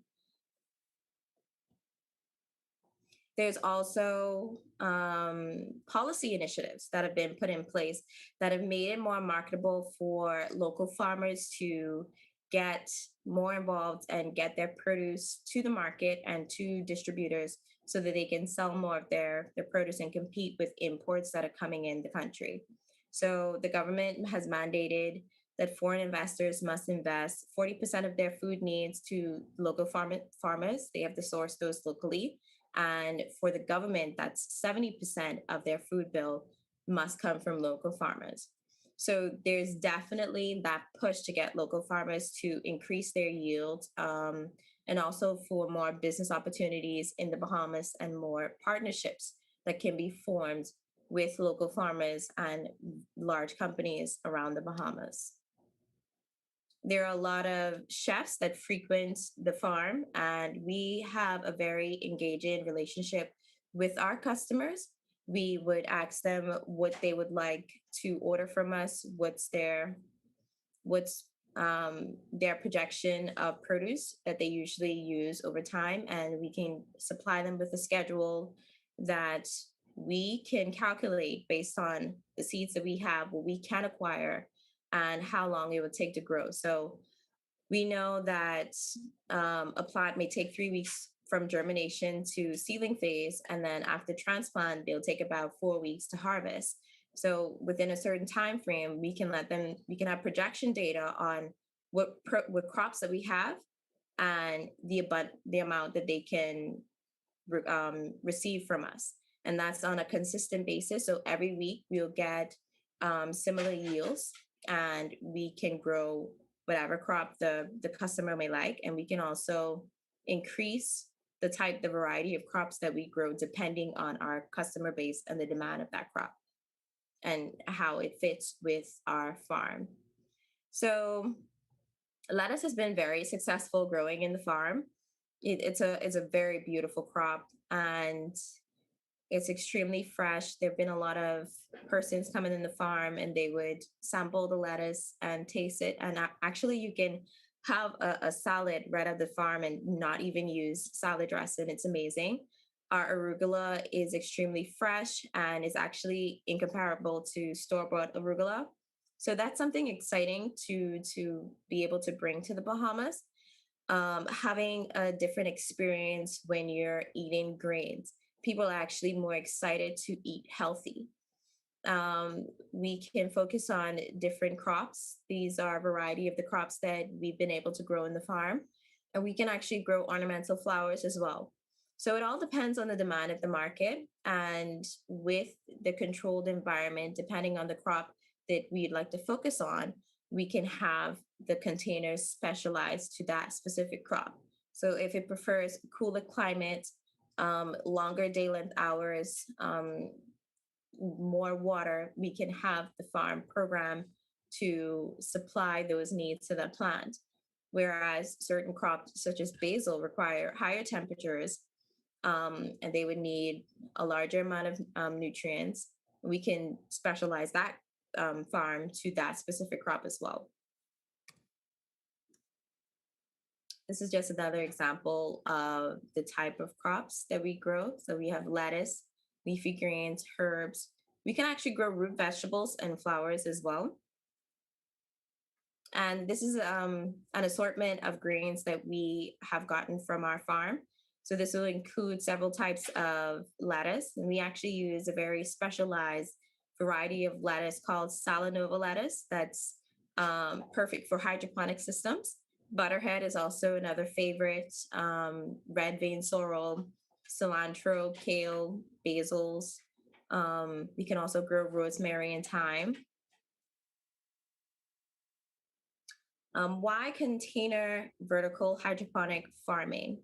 Like I mentioned before, talking about the food situation, the landscape of the Bahamas, and also the geology of the Bahamas that contribute to limitations of freshwater availability, limitations of land use. And while we have a plethora of sunlight, we have very sterile soil. It's very alkalinic, which is not favorable to a lot of plants that we require to grow. And the conventional method of farming that utilizes a lot of the slash and burn methods and other methods in agriculture is proving to be, well, it's not going to last very long in terms of how much nutrients are available in the soil. And it actually contributes to soil erosion and other the defective forms of agriculture, such as using a lot of pesticides that can cause adverse health in the population. So with Eden Farms, with it being a confined space and utilizing water storage containers and a recycling method that helps us to use 99% less water than traditional agriculture, we can actually use about 5 to 7 gallons of water per day, depending on the type of crop that we're growing. And what water is not used by the plants, it is collected into the storage tanks and utilized again.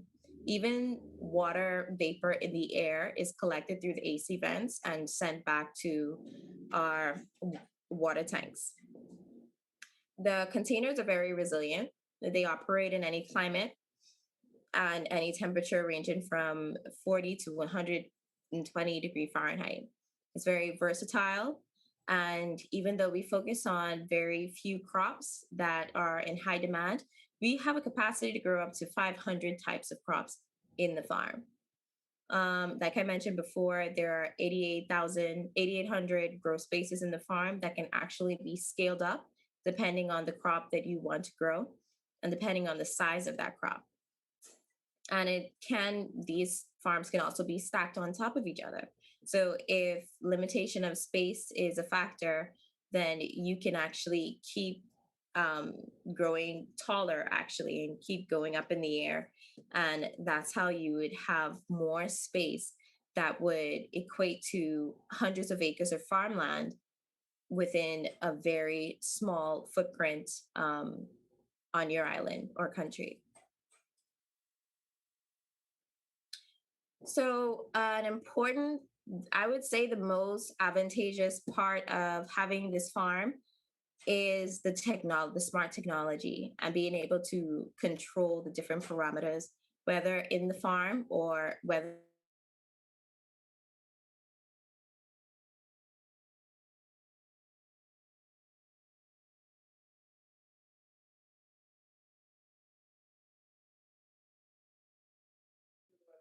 It seems we are having some connectivity problems with Ms. Gibson. So we'll just give her a couple of seconds to see if she reconnects. Otherwise, we will proceed.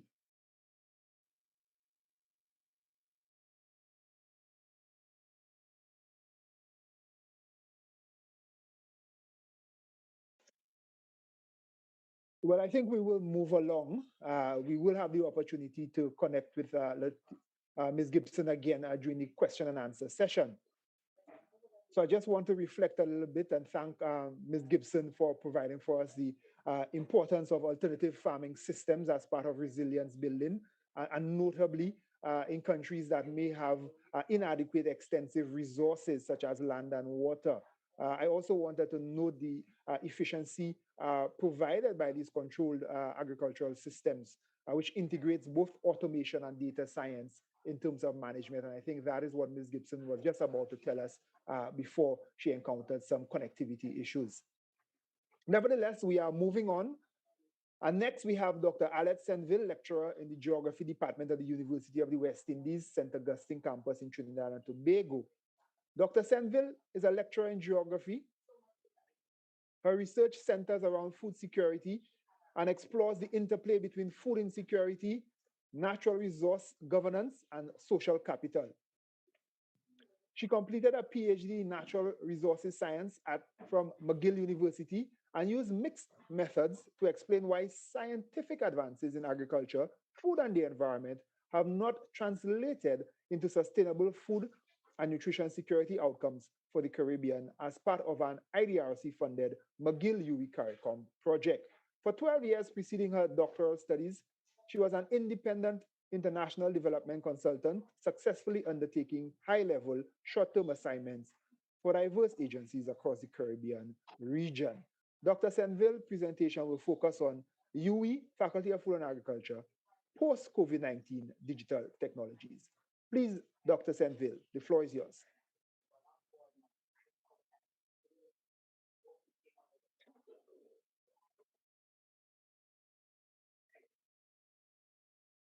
Thank you so much, Chair. I'm sorry, I had a bit of a difficulty there trying to unmute. Good morning and good afternoon, or wherever you're at, colleagues. Thank you so much. I want to thank the Institute for ICA for this very timely symposium. I also want to thank the Dean of the faculty for the confidence he placed in me, asking me to give this presentation. And as you would have imagined, for the university, this has been the post-COVID use of ICT technologies. It has been quite a transformation. So on March 11th, when the WHO designated COVID-19 as a pandemic, the region, for the most part, moved very aggressively to institute non-pharmaceutical interventions to safeguard life and health. By March 16th, although at that point we had not had any cases as yet, there was school closures across the region and in particular in Trinidad and Tobago. 2 weeks later, the UWI institution and St. Augustine in particular migrated to online learning. And just to get the sense of the might of that transformation, we're talking about, up to this point, we were about 34%, our courses were 34% online. So it involves significant changes. So as we reflect on in this digital dialogue of this move towards digital technologies, as we reflect on what this regional institution, that institutional capacity, knowledge that is resident here at the UWI, and the Faculty of Food and Agriculture has that dual position of brokering not just understanding the needs of the agricultural sector. We are actually sitting within that institution that galvanized resources to create this digital transformation. So we have a unique place in this digital dialogue discussion. So I just wanted to reflect on that so we could understand what the UWI as an institution, what took place, and as we reflect on where we go as far as this digital transformation of the agricultural sector more broadly. So for the UWI internal stakeholders, as a staff member, Dr. Eudoxie can reflect on this, it was a paradigm shift. We had to revise existing plans. We needed remote working policies. There was a reskilling. I did many training webinars to try and get up to speed with the technologies that were available. And also we needed to replace old processes with new ones. And there was a rationale for that digital transformation. And I think behind every digital transformation, we need to appreciate there is a rationale, there is a reason. Why is it done? Who is doing it? What do they want out of it? And for the University of the West Indies, for the most part, because we have campuses across islands, across the region, this was something necessary to digitally consolidate and integrate the existing campuses, teaching units, faculties in an effective way. We have geographically distributed operations.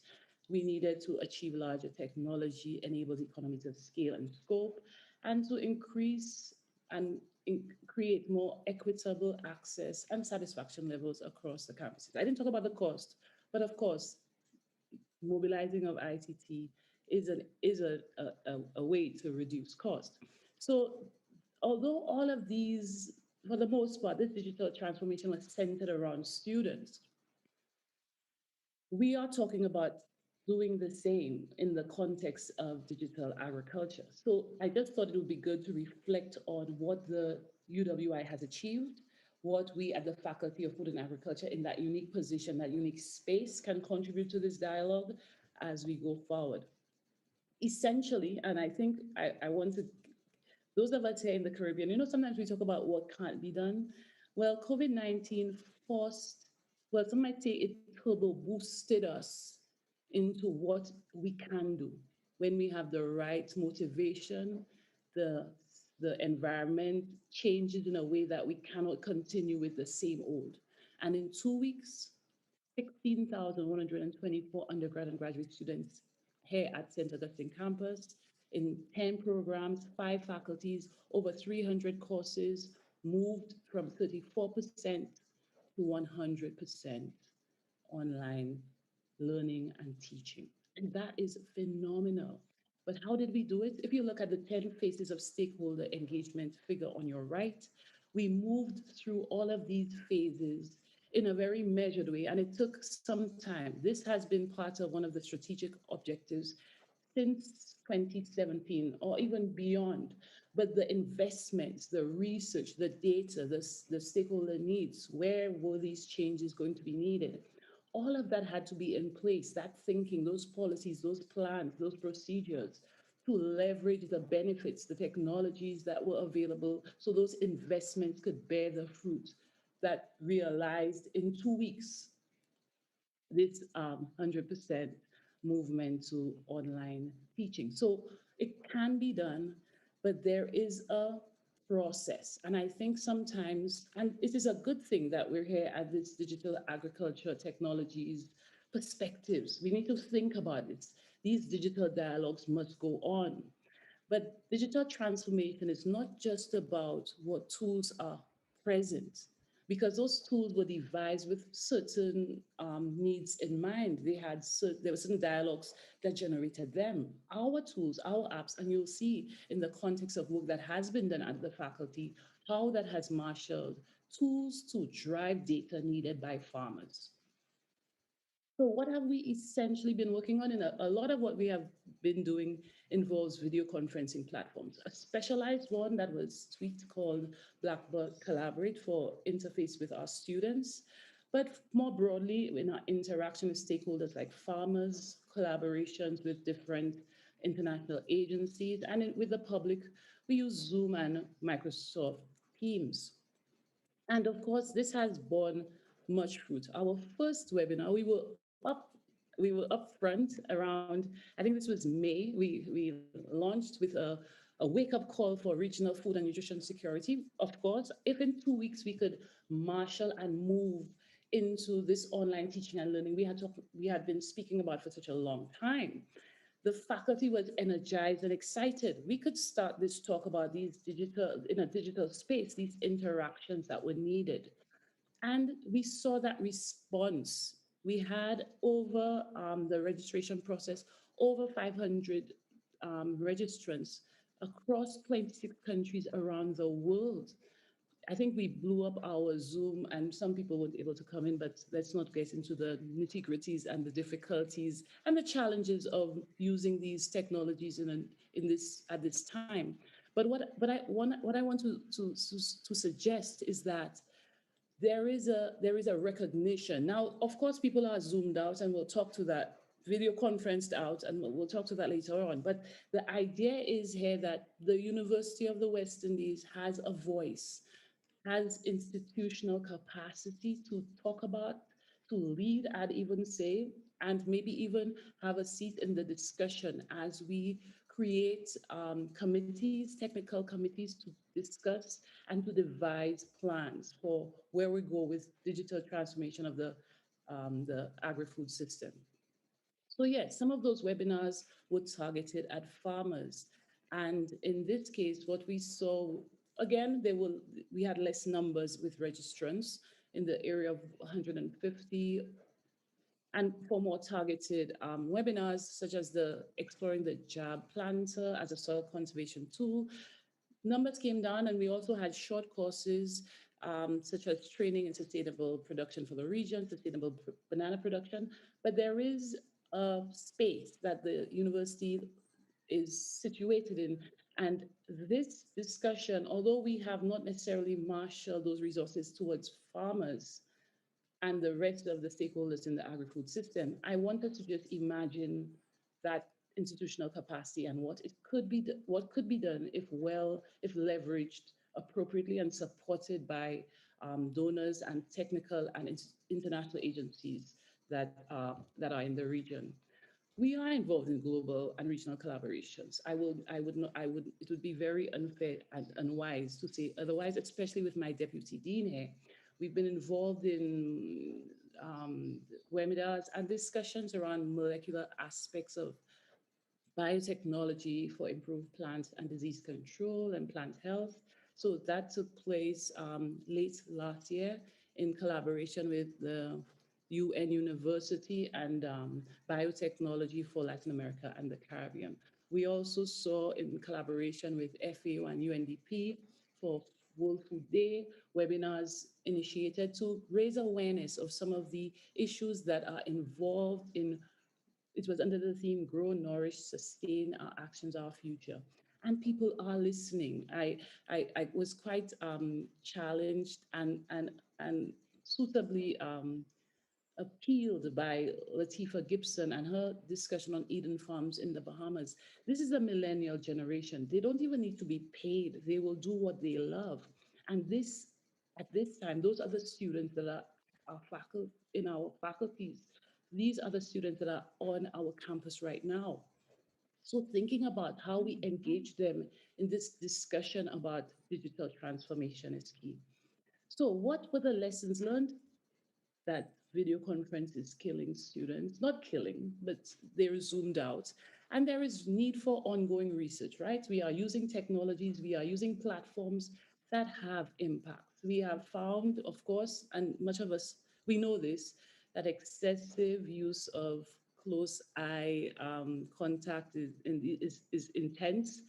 Seeing yourself is fatiguing, and video chats, they limit your mobility. The cognitive load is very high. So research is ongoing to better understand and apply for new practices. So I just want us to acknowledge that even though we're talking about these tools, that's just one part of using them well and appropriately, better understanding their impact on the mental, psychological needs of the stakeholders. And the University of the West Indies is not just being transformed digitally. This is not just a digital transformation. There's also a transformation of how we orient ourselves, the academic enterprise, how the institutional logic of the university, and the role of funding and social transformation within what we do. And as you would see, there's been a growth in our research funding opportunities. And with that has come resources that have made possible for us some apps that I will reflect on. Of course, this is not the full range of apps going on at the university. There's a lot of work happening with the Faculty of Science and Technology, as well as with engineering. Food research is very vogue, and the University of the West Indies is involved in that type of research. What we want to flag is not just that there are these pockets, that there is need to create a digital infrastructure, the ecosystem of innovation that is needed. One, to understand what are the needs. Two, to spark and motivate those millennials who are on our campus who would naturally do this, to find those research areas that interest them. And a technical committee could do this, identify research areas, topics where farmer needs that have been identified as far as farmer needs, or even consumer processor needs, and perform the role as an innovation center to make these connections. So I will feature two apps that were developed and led by the faculty. One was through the AgriNet project, and this is just one of the apps. It's called the AgriMap.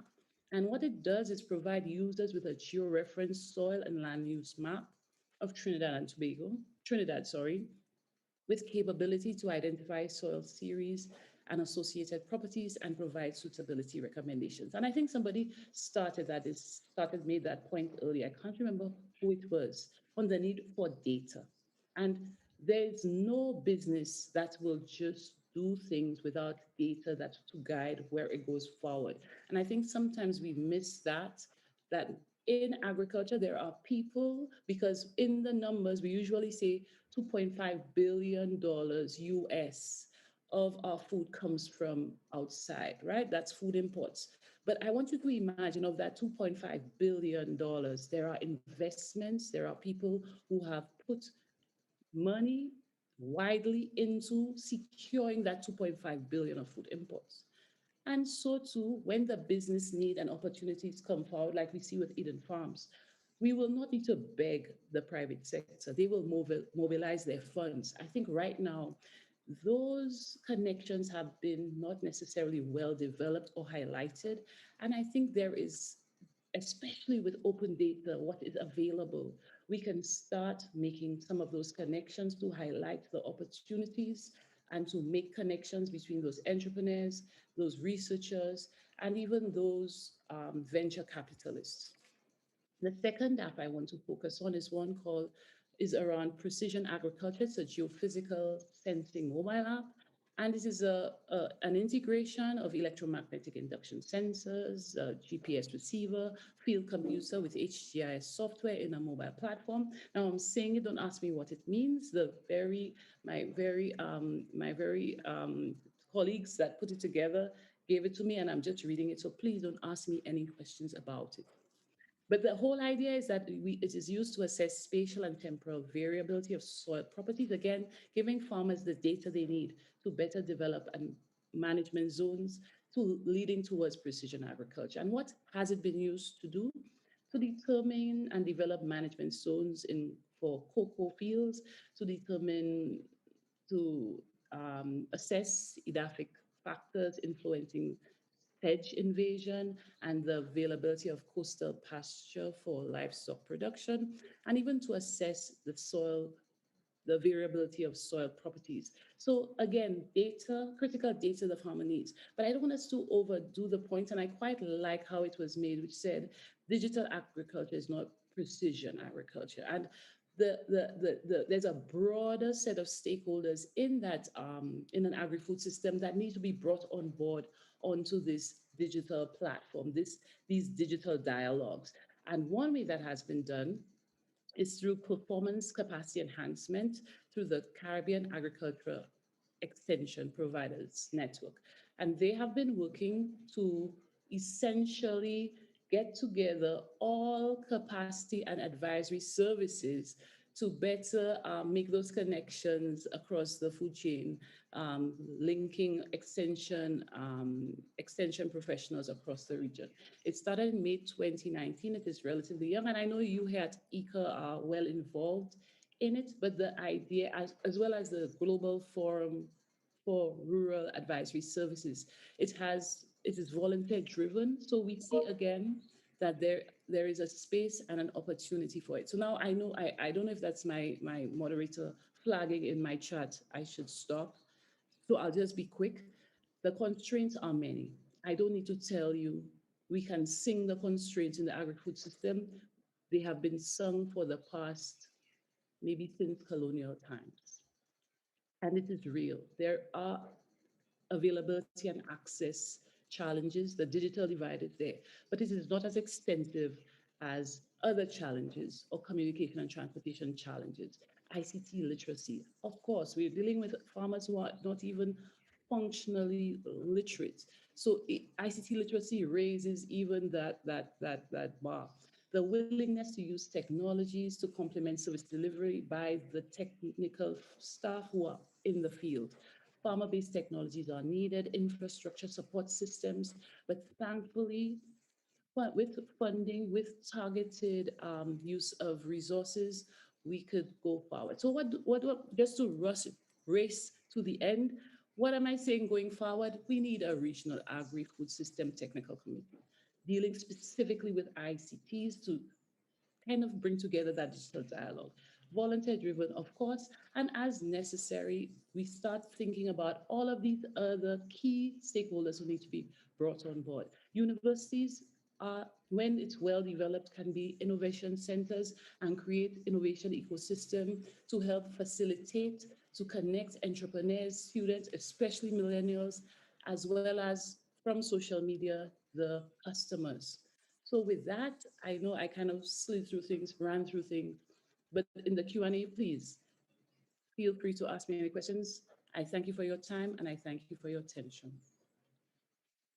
Thank you so very much, Dr. Senville, for highlighting the flexible nature of the education system and opportunities of continued knowledge management via a diversity of online platforms.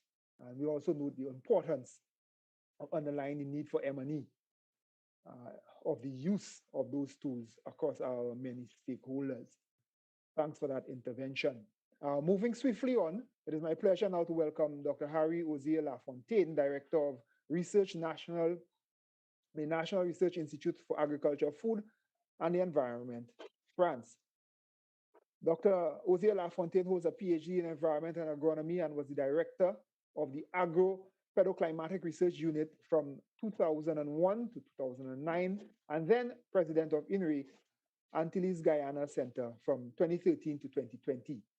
His research is conducted in different regions of the Greater Caribbean. It focuses on the analysis and modeling of the functioning of multi-species systems, participatory research on innovation systems, and the sustainability of tropical agroecosystems. Dr. Ozier Lafontaine contributes to the development of agronomy in its agroecological and bioeconomic dimensions. His work aims to promote cooperation in the Caribbean basin. In 2011, he initiated the creation of Kauai Agroecological Network, which brings together 12 countries in the Caribbean islands and mainland. Since 2021, he has been coordinating the CambioNet project, financed by the Interreg 5 program, which brings together 10 Caribbean and Amazonian countries and 17 institutions and organizations. He is also the vice president of the Caribbean Food Crop Society, which meets annually in a country of the Greater Caribbean. Dr. Ozier Lafontaine will share with us his presentation on connected agriculture, robotics, AI, and precision agriculture. Dr. Ozier Lafontaine, please, the floor is yours. Yes, thank you so much, Mr. Chairman. Thank you also for ICA for this invitation. I try to share my screen.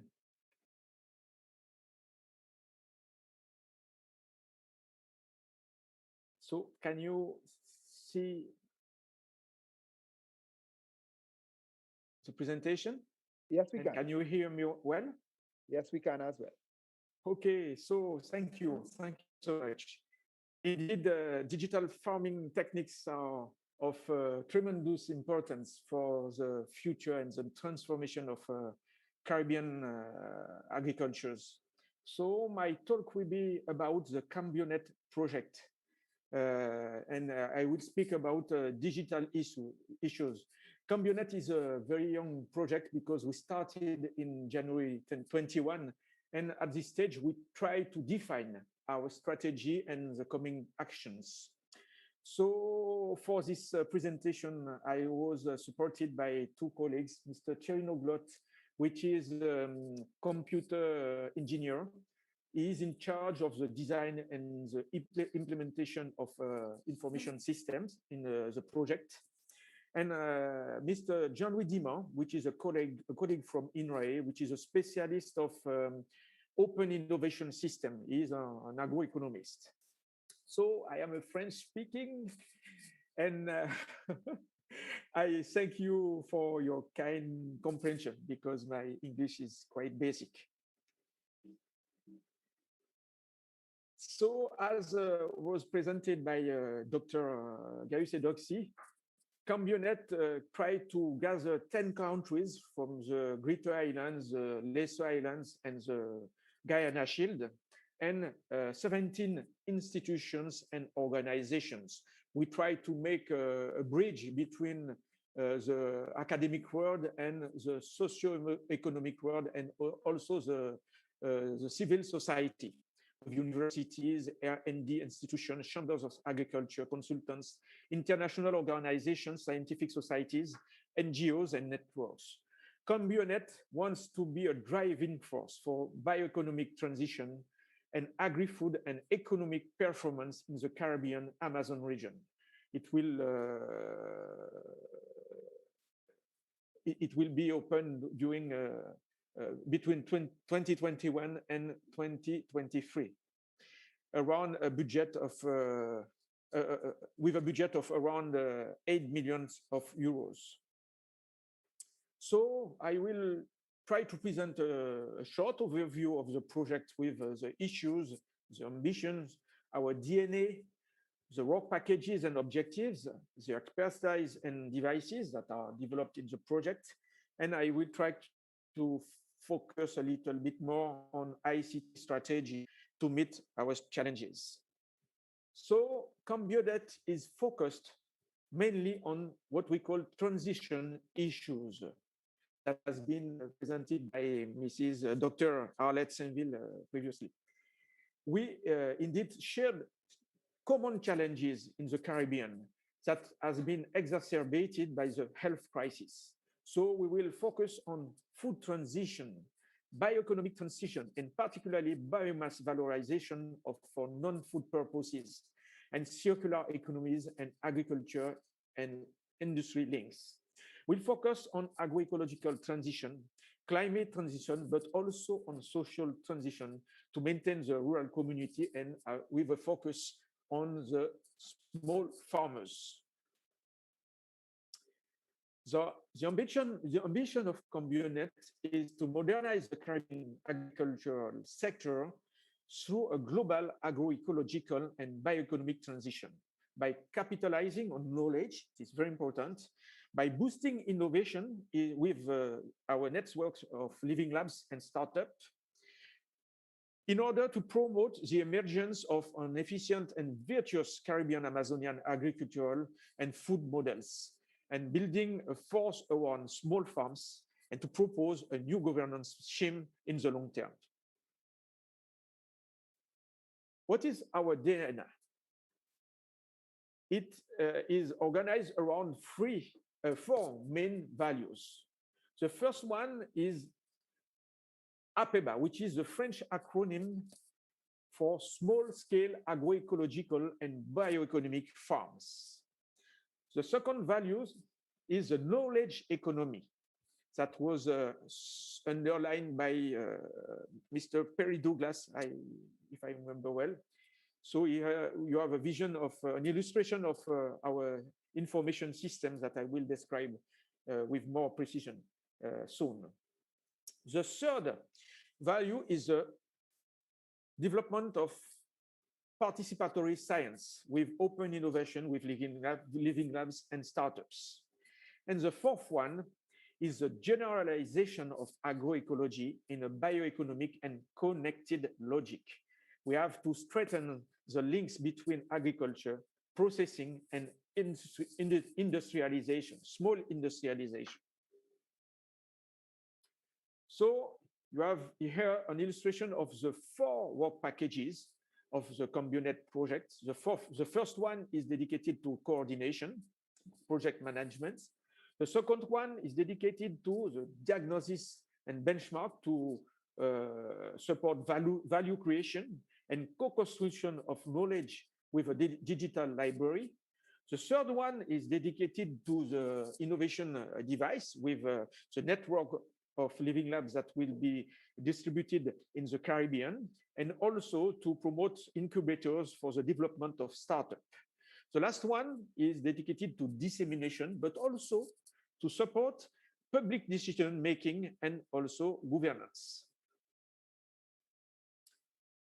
So what are our expertises and devices? Who are we? In Combionet, as I said previously, we try to gather three types of actors. Actors for the sector of research and higher education, actors for the sectors of research and development, and actors from the sector of advice and extension. So this graph tries to illustrate a quite fairly balanced network between these three components: research and higher education, with INRAE, INCA, IDIAF, UE, and so on, ADECUS, University of Antilles, research and development with CARDI, Fredon in Martinique, Guyane Development Innovation in French Guyana, ADAG, which is an association of engineers in French Guyana, and so on.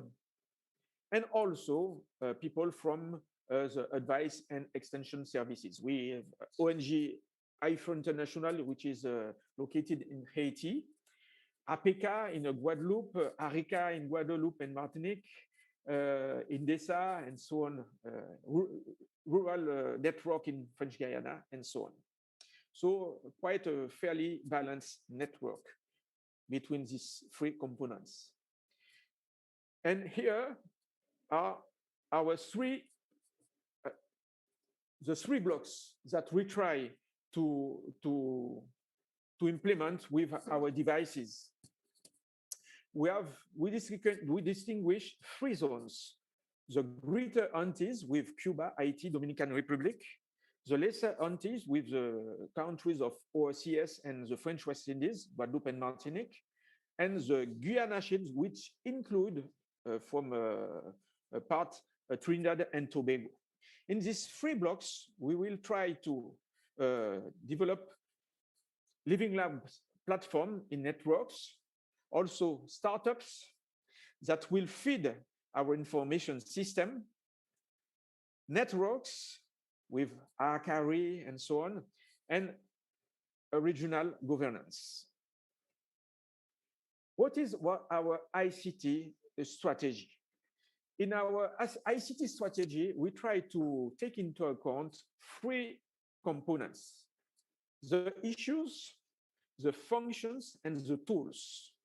We identified some main issues, but we have to complete this work and to validate it before starting. These issues are related to functions. I can illustrate that with the first issue with is related to the improvement of agroecological and bioeconomic production techniques, and the functions will be plant and animal protection, forecasting seasonal shocks.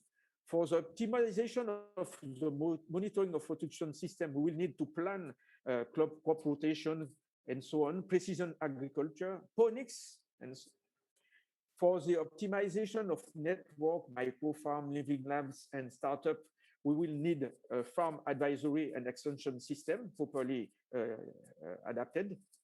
We will need a kind of anticipation of needs versus changing expectation of and lifestyle. So we have to develop online surveys, predictions, market development also, and we will have also to train, to communicate, and so on. So the tools which have been mainly precise this morning will be in the field of connected agriculture, sensors, smartphones. We have an assistance with robotics, drones, remote sensing, automation with artificial intelligence, and decision support tool, which will both serve the function, but also feed the information system for modeling and redistribution. So the Cambionet information system will be developed within 2 steps. The first one will have the mission to develop a comprehensive, secured database which stocks the data from the inventory, the diagnostic of work package 2, reports connecting agro-system data, video clips, survey data. In the second step, we will try to develop numerous services from the database according to the identified needs. A project management service built from an open source approach, but parameterized according to the experience acquired in the Cambionet project, and whose objective will be to offer simplifying approaches to future cooperation projects in the area. Dissemination and scientific mediation using a digital library, also deep learning services related to the needs of building expert systems, and finally, networking of beneficiaries and animation supports. Now let's make a focus point on the digital library. It will have to develop we will have to develop a common digital library for the partner countries of the project as a central support for the dissemination of all the innovations available and best practices newly developed in the Living Lab. This digital library platform built on the secure database will offer several multimedia and technical resources and a range of publications tailored for diverse audiences, like the inventory of agro resources, mainly protein and starchy resources as recommended by FAO, good agricultural practices, agro-processing and circular economy practices, operational methodology for the implementation of circular economy in small farms, e-learning video clips, research and transfers articles, e-books, bibliographical references, notably those of the contributors, and relevant links to shopping websites and so on. And The experience feedback is also an important point of the component information system. It is my last slide. Because the novelty of our approach and our great ambitions implies that we must first need to refer to existing experiences. So what has been described this morning with the presentation of Mrs. Erika Caballero is of great importance for us. Take into account the importance of proper engineering and clearly identify the objective of our multi-criteria approach. How will our data will to be processed and from what perspectives? Value creation, trends, durability, sustainability of system. And in that context, ICA should play a key role in this perspective of experience sharing. So thank you for your attention. Thank you. Thank you so very much, Dr. Uzia Lafontaine, for sharing with us the CambioNet project and its main threads and framework of ICT and digital technologies in agriculture. We note the importance of knowledge management and how the project is going to do that through digital communication and cooperation. Once again, you have our thanks. As we continue to engage you, we do want to note that our time is limited.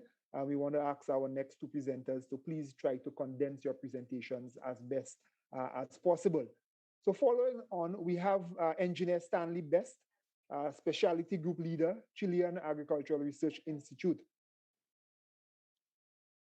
Engineer Best, National Manager of Procesio Mercosur platforms for eco-certification and precision agriculture. He's also a member of the board of the International Commission of Agricultural Engineering in the areas of ICT and sensing in agriculture. He's a member of the Club of Bologna, a world task force on the strategies for the development of agricultural mechanization. Also a member of the editorial committee for the Journal of Information Technology in Agriculture and the Journal of Food Engineering and Technology. He has participated as a member of the scientific community in world congresses, such as the 7th World Congress of Computers in Agriculture and Natural Resources in Reno, USA, the 4th Asian Conference on Precision Agriculture in Japan, as well as in more than 15 others.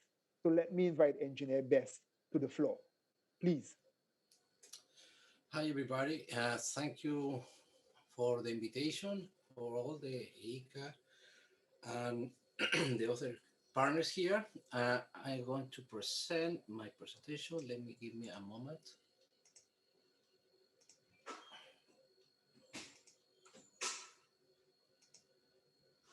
Okay, it's done. Okay, as I say, thank you for the invitation. And I want to present what we're doing here in Chile and as our association related with the area in South America to working in this matter related with the digitalization of the system. That is a really big issue because there are a big difference between what we have in the market in technology and what actually our farmers actually know about that. And the differences between the knowledge is too high and have been a little difficult to the penetration of this technology into the markets. I think it's all around the world that's happened the same. For a start, to know a little bit about the Chile and our institution, we have a cover of the whole country. You know, Chile is a long country. We have more than 4,500 kilometers with all the kind of environment that you can see from the desert until for the south that is close to the Antarctic.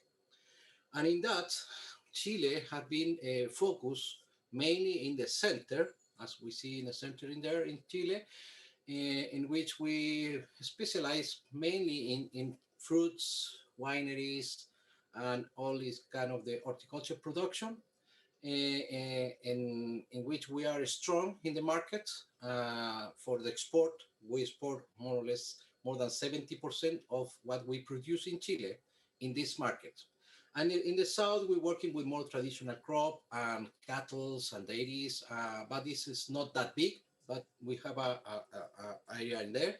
And through the whole country, we have different centers for help the farmers that is in connection with the universities and companies. Related with the agro 4.0, as many of other speakers already done, it's not quite close to the precision farming that was the introduction of the sensoring technology and variable rate technology, these kind of things. But this was a penetration, but not high penetration of the technology. And in the second step, we understood that we need to understand and have a applicability of this data, and using all the other speakers spoke related with the artificial intelligence, big data, data analytics, IoT, and etc. We can start to understand with the bigger information what is the behavior to be really useful for farmers. And from that way, we start to see how is the innovation scaling that we understood of the technology here in Chile. And if we see that, we start to see for the micron until the kilometer, and we have different kind of technology, from the biotechnology in the micron, across for the phenotyping, quality issues related in the centimeter scale. We are right to the meter scale, in which we have all the field micro variability, and we have in all this area the proximal sensing area.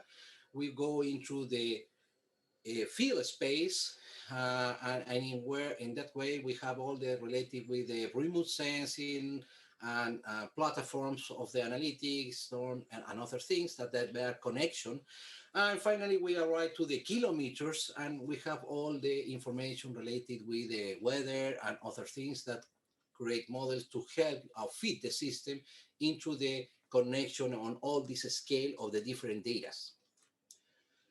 To organize that, we developed this flow chart, how the system could be integrated. And we have three areas. One area is the information capture. The second area is the interpretation. And the last area is the corrective action.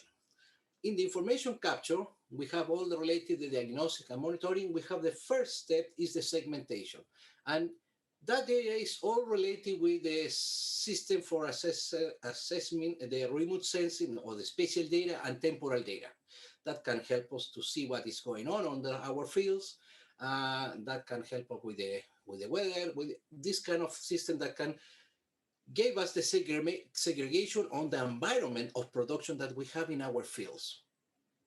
And from time, there are some problems because companies that are in that area with remote sensing, with sensoring, with the satellite information, sometimes they try to sell to the farmers that with that information can they see everything, irrigation, pesticide, whatever.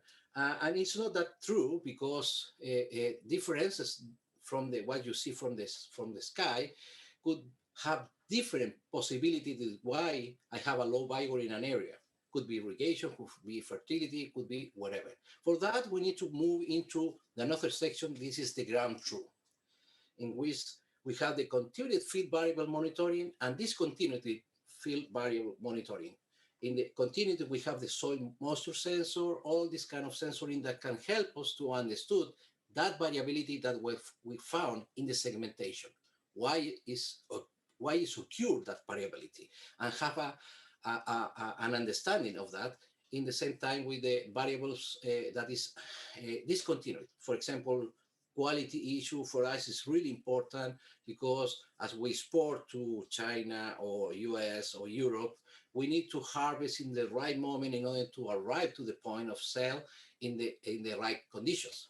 And the cost for harvest in the labor, that is each time is more complicated, is really high to arrive to the product that is not sold in a fresh market and need to move into the juice or other things that is really low, the price in that part. When we arrive to that, the information, we have the segmentation, we have the ground truth, we need to go into the analytics. And in the analytics, we need to pull down all this abstract information that the all technical issue can give you into the some reality for farmers. Sometimes farmers need some help, really straight. For example, in irrigation, they want to see green and red. Green, I not need to irrigate. Red, I need to irrigate. And a straightforward action, and in a user experience, really important for the introduction of these kind of technologies. And actually, when you have the advisor in that area, you move into the actuators. And in the actuators, you have the machinery and robotics, irrigation automatization, and other things. This structure need to running, and each area we see we need to create a kind of a ecosystem of the connection between company, advisories, and farming to really run the system. From the if we start to analyze for the different segments that I explained in the system for assessment the spatial and temporal availability, we have all the remote sensing information. That is, it is the way to see what is going on in our fields. We have many different satellites, we have drone, we have many different technology that can help us in that way. For example, in satellite, we have information from the 2003 until now. We can have a multi-temporal analytics to define this environment. From the northern perspective is from the maps, the yield maps, as we have in core and all traditional crops. And start right now in Chile working with the development of the yield estimation, creating this kind of map in which if I have many different years with what is my yields in the areas, I can create the environment too, and I have an environment with high yield and low yield. And for that is asks the question, obviously, that is why I have these differences, to try to understand the environment and create the structure for help in that way. And the last one is the soil, in which we have a different kind of sensoring, electromagnetic, electric, and so on, that can help us to make a segregation of how is our soil variable. In Chile, we have a huge variability of soil. We can have a sun in one area, and you move, I don't know, 100 meters, and you found a really clay soil. That big variability is really complicated for the irrigation issue. And today in Chile, most of the companies that start to create a new plantation develop these maps in order to create the irrigation system related with the soil and soil condition, in order to don't have the problems after all with this irrigation that across three kind of soil, and it's really difficult to manage that. For that, we create platforms. We have this platform in Chile that can monitoring all the growing of related with the satellite information through the different phenologic step of the plants, that is connecting to help the farmer what is going on their fields. We have in this the KC or evapotranspiration issue in order to help a vision related to irrigation. And this platform is right now free for farmers. And with that, we can help from the bigger to the smaller. But we understood that this kind of platform is really important to have an open platform that can include different kind of sensory, because farmers start to buy different kind of technologies, and they have 20 different platforms, and at the end they doesn't use because it's too many, it's too much complicated for them.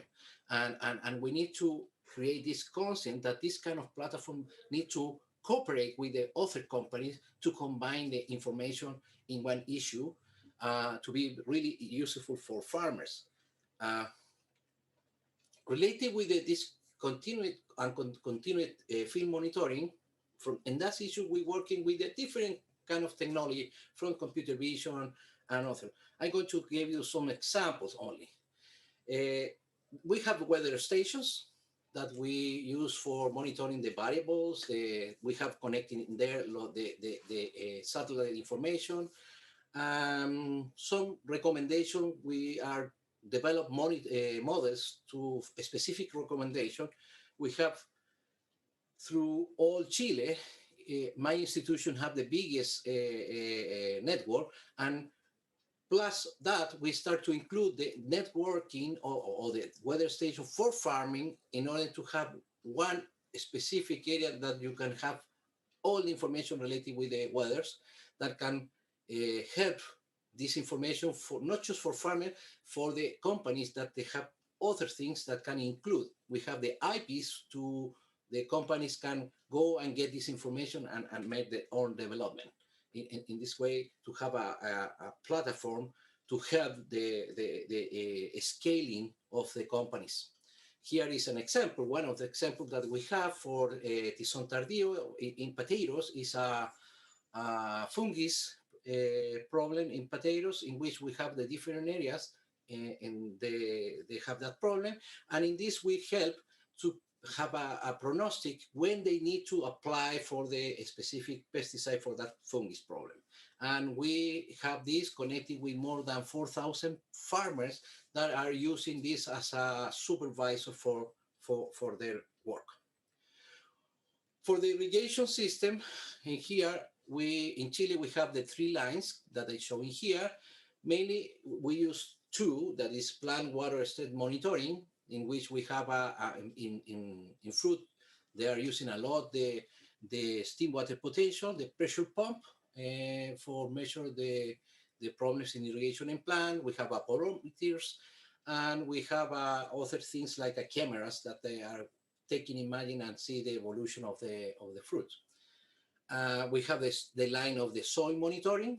There are many companies working in that area with different kind of soil monitoring, and they are connecting for helping farmers in the irrigation. And the last one that they start to working, and we have some development, is monitoring plant related with the thermal data, in which we, from the temperature of the plant, we can infer if the plant is in stress or not. All, whatever information that they are in here, need to go to the cloud and make the connection for the user experience in irrigation. In this case is when we start to working with the companies to say, okay, if you have the soil moisture monitoring, but you put at one point for the whole field, you need to have the integration with the satellite information or drone information with another company in order to combine something that the farmer really can use, because when the farmer puts the button of irrigation, irrigate the whole block, and you need to have a vision, the complete block of what is happening, and not just one point. That this is something that start to working with the companies to create this ecosystem that need a cooperation ecosystem in order that this technology could penetrate more. And all of this connected with advisory that they are in market. It's really important that. From the other perspective, we start to automatize the drones, because one of the problems that we see in market with the drone system for the perspective of the vision or gathering imaging data is the cost. It's really high, the cost to go to the field and take the images at least one per week, because we need to have the evolution. That is the important part, to have a vision one per month or one each 2 months. It's not useful, because it's the same like take a photograph of one guy that is smiling, and for that explain how this guy in their behavior. I need to have a many photograph of the guy through the many months in order to, from technology, explain their behavior. For that, we automatize this, in which we have a box in which we have a drone that they open the door. We exchange the battery. Now that we have right now is charge the battery, but that take time, 45 minutes for 23 minutes of flight. With this, we have the exchange the battery is just 3 minutes. And the drone can fly the rest of the time. And we thinking that the drone can fly 50 minutes of each hour of the day. And with that, we have a multispectral imaging, we have thermal imaging. We use it for the surveillance too, and this drone, other companies, other area like mines and other area of the commercial area start to watching this could be helpful for them too. And the last thing is all the computer vision.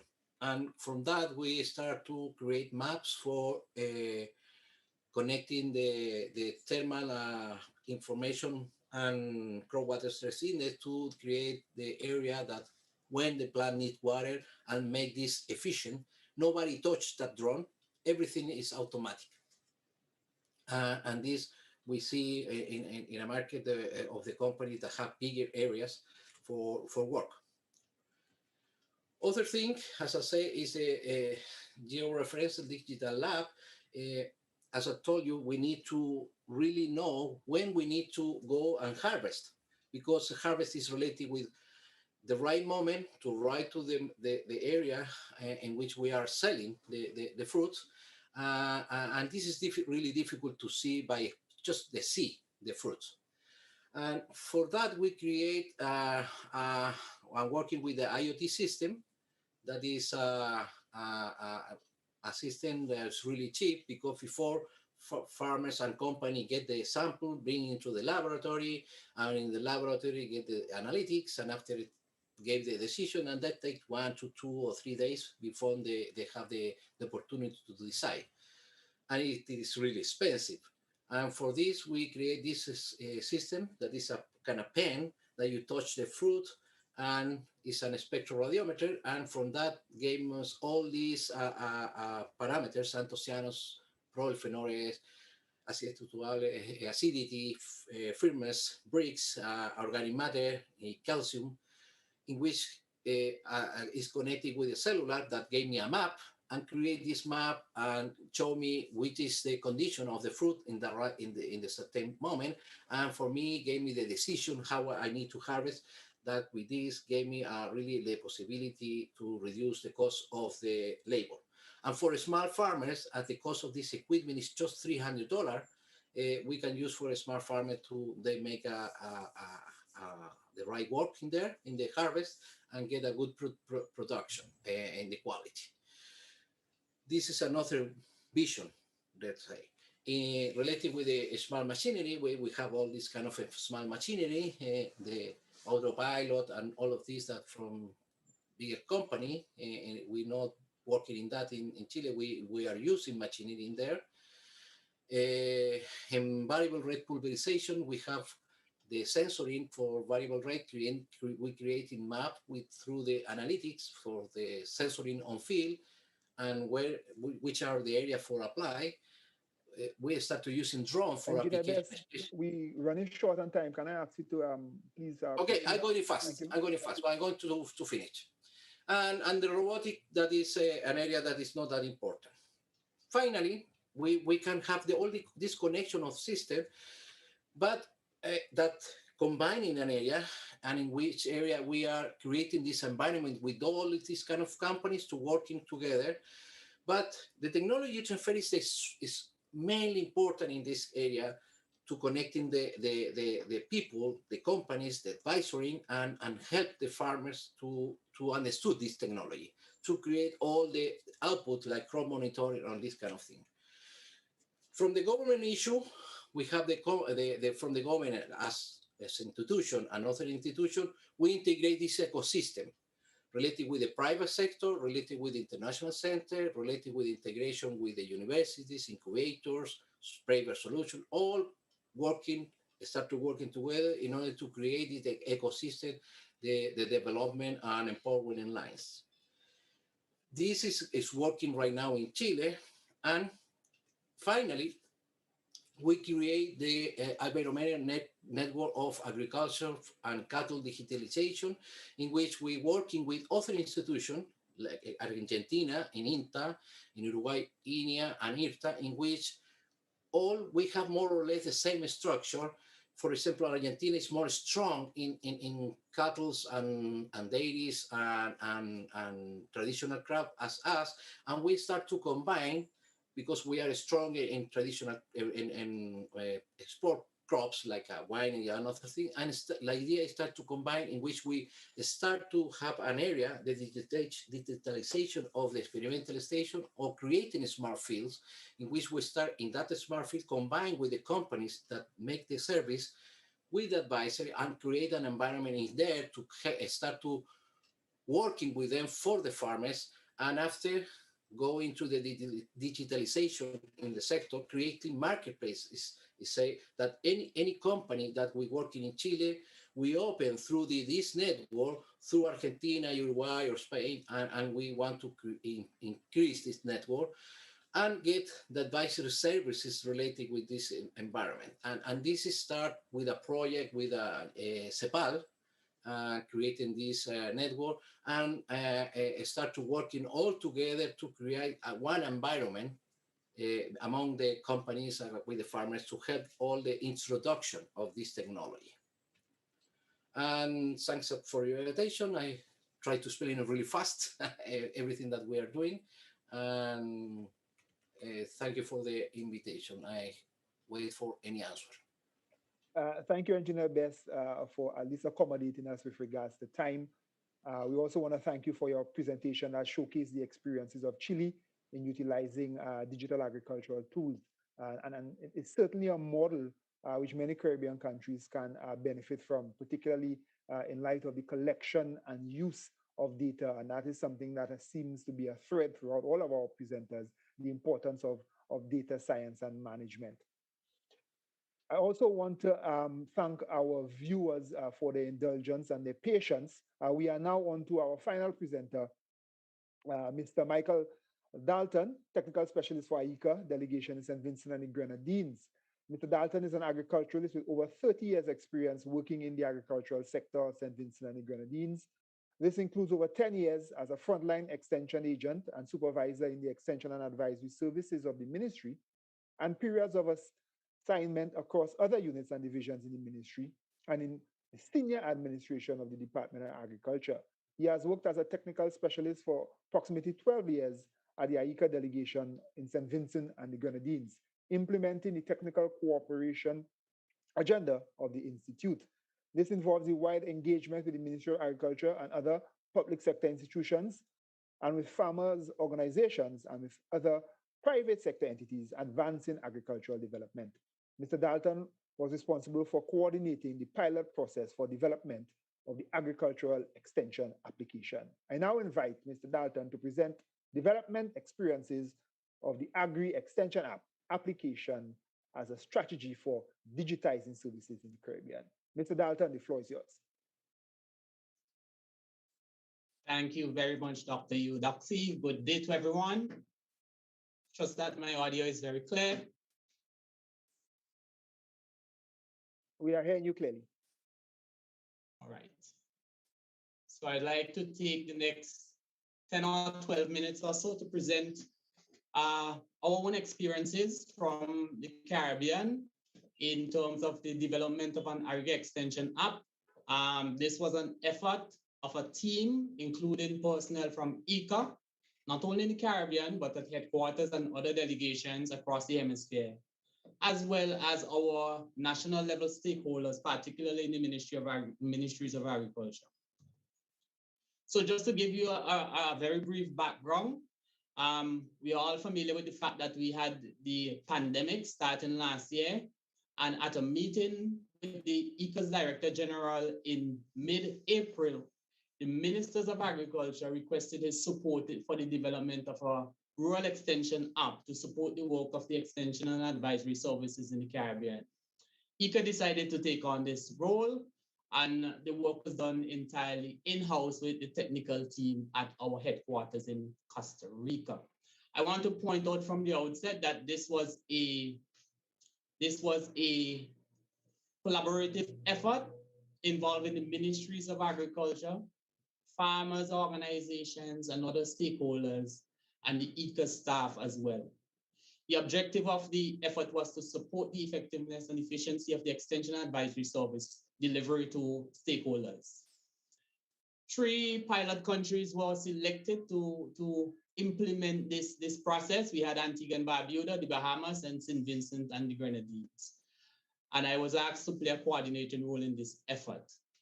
And the effort basically looked at developing key products for fruits, roots and tubers, livestock, and other commodities or commodity groups of importance. So we started off with a vision, and the vision, I must say, is a country vision from the pilot countries, of course, looking to support the digitalization of the Caribbean Rural Advisory Services, hoping to develop an app, which is a living app responsive to the needs of the farming communities across the countries, and hoping also that we would have from the outset ownership of this app among the various stakeholders within the countries, right? And of course, undertaking it as a pilot process in the 3 countries mentioned before. So in terms of the process, we started off with an identification of country teams. In each of the countries, we would have identified persons from within the ministries of agriculture, and particularly within the extension and advisory services within those ministries, as well as from the communication units, which exist within the ministries of agriculture. But we also broadened this approach to include other technical agencies in some instances to participate in the effort. We started also with the conduct of a baseline survey to look at the situation within the countries as regards to agriculture, so that we can have a basis on which we would be building this particular tool that we were hoping to have used in the countries. Virtual fora, consultative fora were held with the stakeholders across the board. First of all, we would have had fora with extensionists, researchers, and others within the public sector. And then we would have broadened that to consult also with the farmers and the farmers organizations. And between these are two important groups, as you would realize, as these are the persons who are intended to use the app. And based on those consultations, the team was able to develop a beta version of the app for trial in the countries. So then we had a period of field testing starting in August last year, where we would have introduced the application to the extension and advisory services and other public sector stakeholders. And through an orientation session that included, in the case of St. Vincent and Grenadines, about 50% of the extension services participating, testing the app and giving responses via questionnaire, completed questionnaire, as to their own impressions on the app. And then those extension officers within the 3 countries who are so oriented then took the opportunity to introduce the app to a select group of farmers in those countries. And again, getting the responses from those farmers as to the quality of what they were seeing and the ease of which the app was able to be used by them, right? And following that, we were able to really confirm on the version of the app that should be available to stakeholders. And then we went into a process where we started the orientation of other units and divisions within the ministries of agriculture in the 3 countries. So the main features of the app that we have is we have an app which clearly defined processes tailored for each of the countries. The app can be accessed from the phone or on the web. We have fact sheets on key products that the countries are indicating that are of importance to them. Take, for example, in St. Vincent and the Grenadines, the first commodity group that we would have worked with was the group of roots and tubers. And anyone familiar with St. Vincent will know that this is the most economically speaking, in terms of the number of farmers engaged and the contribution to GDP, this is the most important group. But the app also has other functionalities, and we can have alerts and information for farmers being provided through this media. Crop management, crop agronomy, good agricultural practices, sanitary and phytosanitary information, all of this can be available on the app, online assistance on demand as well. So wide use, the wide application that the app has, we may not be using all the functions of it as it currently stands now in the 3 countries, but it have this capability to provide these functions to the public. Importantly, the system is integrated to Telegram to allow for an exchange of information across extensionists and farmers as well.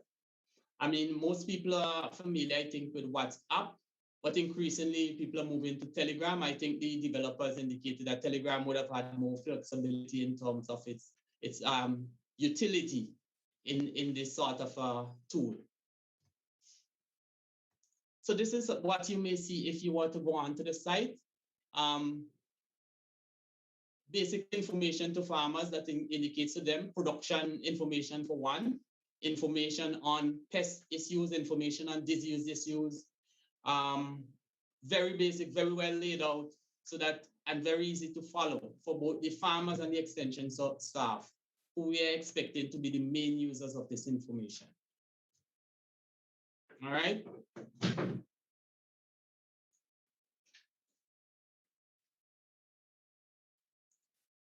Let me just turn on my camera. Sorry about that. Okay. Again, just another snapshot of the layout of the information that you would see. Very attractive with photographs, a brief narrative on the issue. This one is a disease issue, I would think. And as I said, intended for farmers to be able to use on their smartphones and extension officers as well. So the app has been well received by farmers and extensionists across the board in the 3 countries. You would know most farmers are familiar with social media already and WhatsApp, and I think they have taken to Telegram as well too. I see increasing numbers joining Telegram. The main areas of focus for farmers is naturally crop agronomy, pest and disease management, and market information. As it facilitates networking for farmer-to-farmer experience, capitalization as well. This is very important so that we can have sharing of information and experiences among farmers, right? And of course, it expands the reach of the extension services within the region. Take, for example, in St. Vincent and Grenadines here, we have registered over 10,000 farmers, but our frontline extension staff, field officers, is just a complement of about 20 or so. So you can imagine that they would never be able to really effectively reach all of those farmers. And you can imagine, therefore, the utility that an app of this nature can provide to those farmers, right? It provides greater quality control of extension officer to farmer messaging naturally, and it can serve as a monitoring and early warning system for extension officers, as farmers can be reporting real time on issues that they are having. And of course, increased visibility and promotion of the extension services. This is a tool that can definitely increase their visibility. I just want us to note a few things though. In the rollout of the app for the 3 countries, and also as we go forward looking at the rollout in other countries across the region. The first issue is that we have to ensure that we have ownership at the country level. The stakeholders within the country must have this ownership for this to be sustainable. In our case, in the pilot phase, the ministries of agriculture, with their capability in terms of extension and advisory and communication services, have taken ownership of the app. But it goes wider than just the ministries of agriculture. You have to look across to other stakeholders within the public sector and also within the community of farmers who are expected to use this app. Because if they don't feel that this is a part of their whole process, then of what use is this? We should have stakeholder participation in the concept phase for the development of any application, especially for farming communities. And this is one of the takeaways that we want from we were able to gather from the pilot phase. Definitely, you must have this buy-in from the farming community very early up. Let them share with you their own experiences and impressions as to the utility of the app before you proceed. And you have to have a plan of action for the implementation, for the introduction of the app in the countries. Because beyond the development phase now, we're going into a phase where we more and more are looking to have persons registering on the app and using the services that are provided by the app. and the stakeholder institutions in the countries, the ministries of agriculture, ICA itself, other technical agencies, have to have this plan of action as to how we introduce this to the farmers and how we build the products on the app. And an important element of this plan of action is a communication strategy for the promotion of the app across the farming communities and other stakeholders who we expect would be using this app. And we must also pay continuous attention to the building of capacity. We would have to build capacity among the farming community to use this app. We just cannot indicate to the farmers that the app is available in the Apple Play Store, which is it is, or in the Apple Store, sorry, or in the Google Play Store, which it is. But we have to go beyond that to guide their utilization of the app and to invest some time and energy in digital literacy for the farming communities and other users of applications like these. So just wanted us to take note of these things as we go forward, and hopefully as we have this application extending to other countries across the Caribbean region. So I want to thank you very much for listening to me and our own experiences on this. And we, not only here in St. Vincent and the Grenadines, but in Antigua and Bahamas as well, we look forward to sharing our experiences with you across the region, hopefully as you move towards the adoption of this particular tool for extension and advisory services. Thank you very much, Chair. Thank you so very much, Mr. Dalton, for informing us a little bit about the importance of advisory apps and applications and the importance of digitization of our extension and our agricultural advisory services. You know, I think it's truly pushing the region towards greater implementation of this e-agricultural strategy. So we know that our country parties will adopt those technologies and use them to their greatest ability. Participants, I know your knowledge palette was whetted and you were fully engaged and active in the various chat platforms. We know that you have presented us with a number of questions and or comments. However, unfortunately, time does not permit us to address all of your questions, concerns, and comments during this particular session. But we commit to engaging with you via our online platforms. And if you prefer, certainly via other modalities such as email. So what we want to assure you is that all your questions and comments will be addressed and addressed in a very comprehensive manner. So in that regards, let me thank you as viewers for staying the course. We know we are a little over our period, and we are certainly happy that you were able to indulge with us over this particular period. We have had an insightful and informative session on digital agricultural technologies with several practical examples. The scope and diversity surely will allow us to build on our foundation and propel us to explore very specific opportunities as presented by many of our panelists. I ask you to continue to engage with AICA to follow up on any of the presentations and any specific options that were made available via our panelists. At this particular point, we are asking our presenters and attendees to please turn on your videos so that we could capture the essence of this particular webinar. So we are asking you to just please turn on your videos so that we may take a photo to capture this great webinar that we are having here today. And I also take the opportunity while I have all of your attention to request again from all our presenters to please submit the latest versions of your presentations, as we would like to offer and extend those presentations to our viewers. So please submit to AICA all of your presentations. So do we have everybody?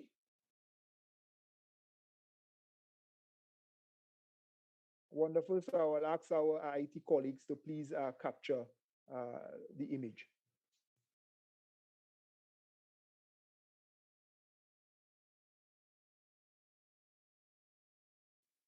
Ready.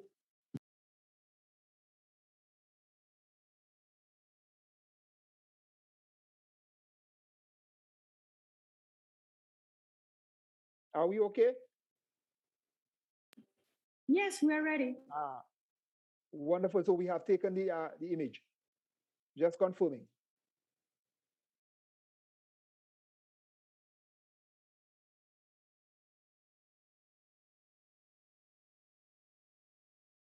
Can I confirm that we have taken the shot? I'm not too sure. I didn't get a confirmation. Yes, sir. Ready. Wonderful. Excellent. So thank you once again. Let me express my deepest thanks to the organizers, particularly the staff involved in preparation and those behind the scenes, those involved in the delivery of the symposium. Let me also extend my greatest thanks to the presenters and particularly our interpreters who we know have been at it for the last 3 hours.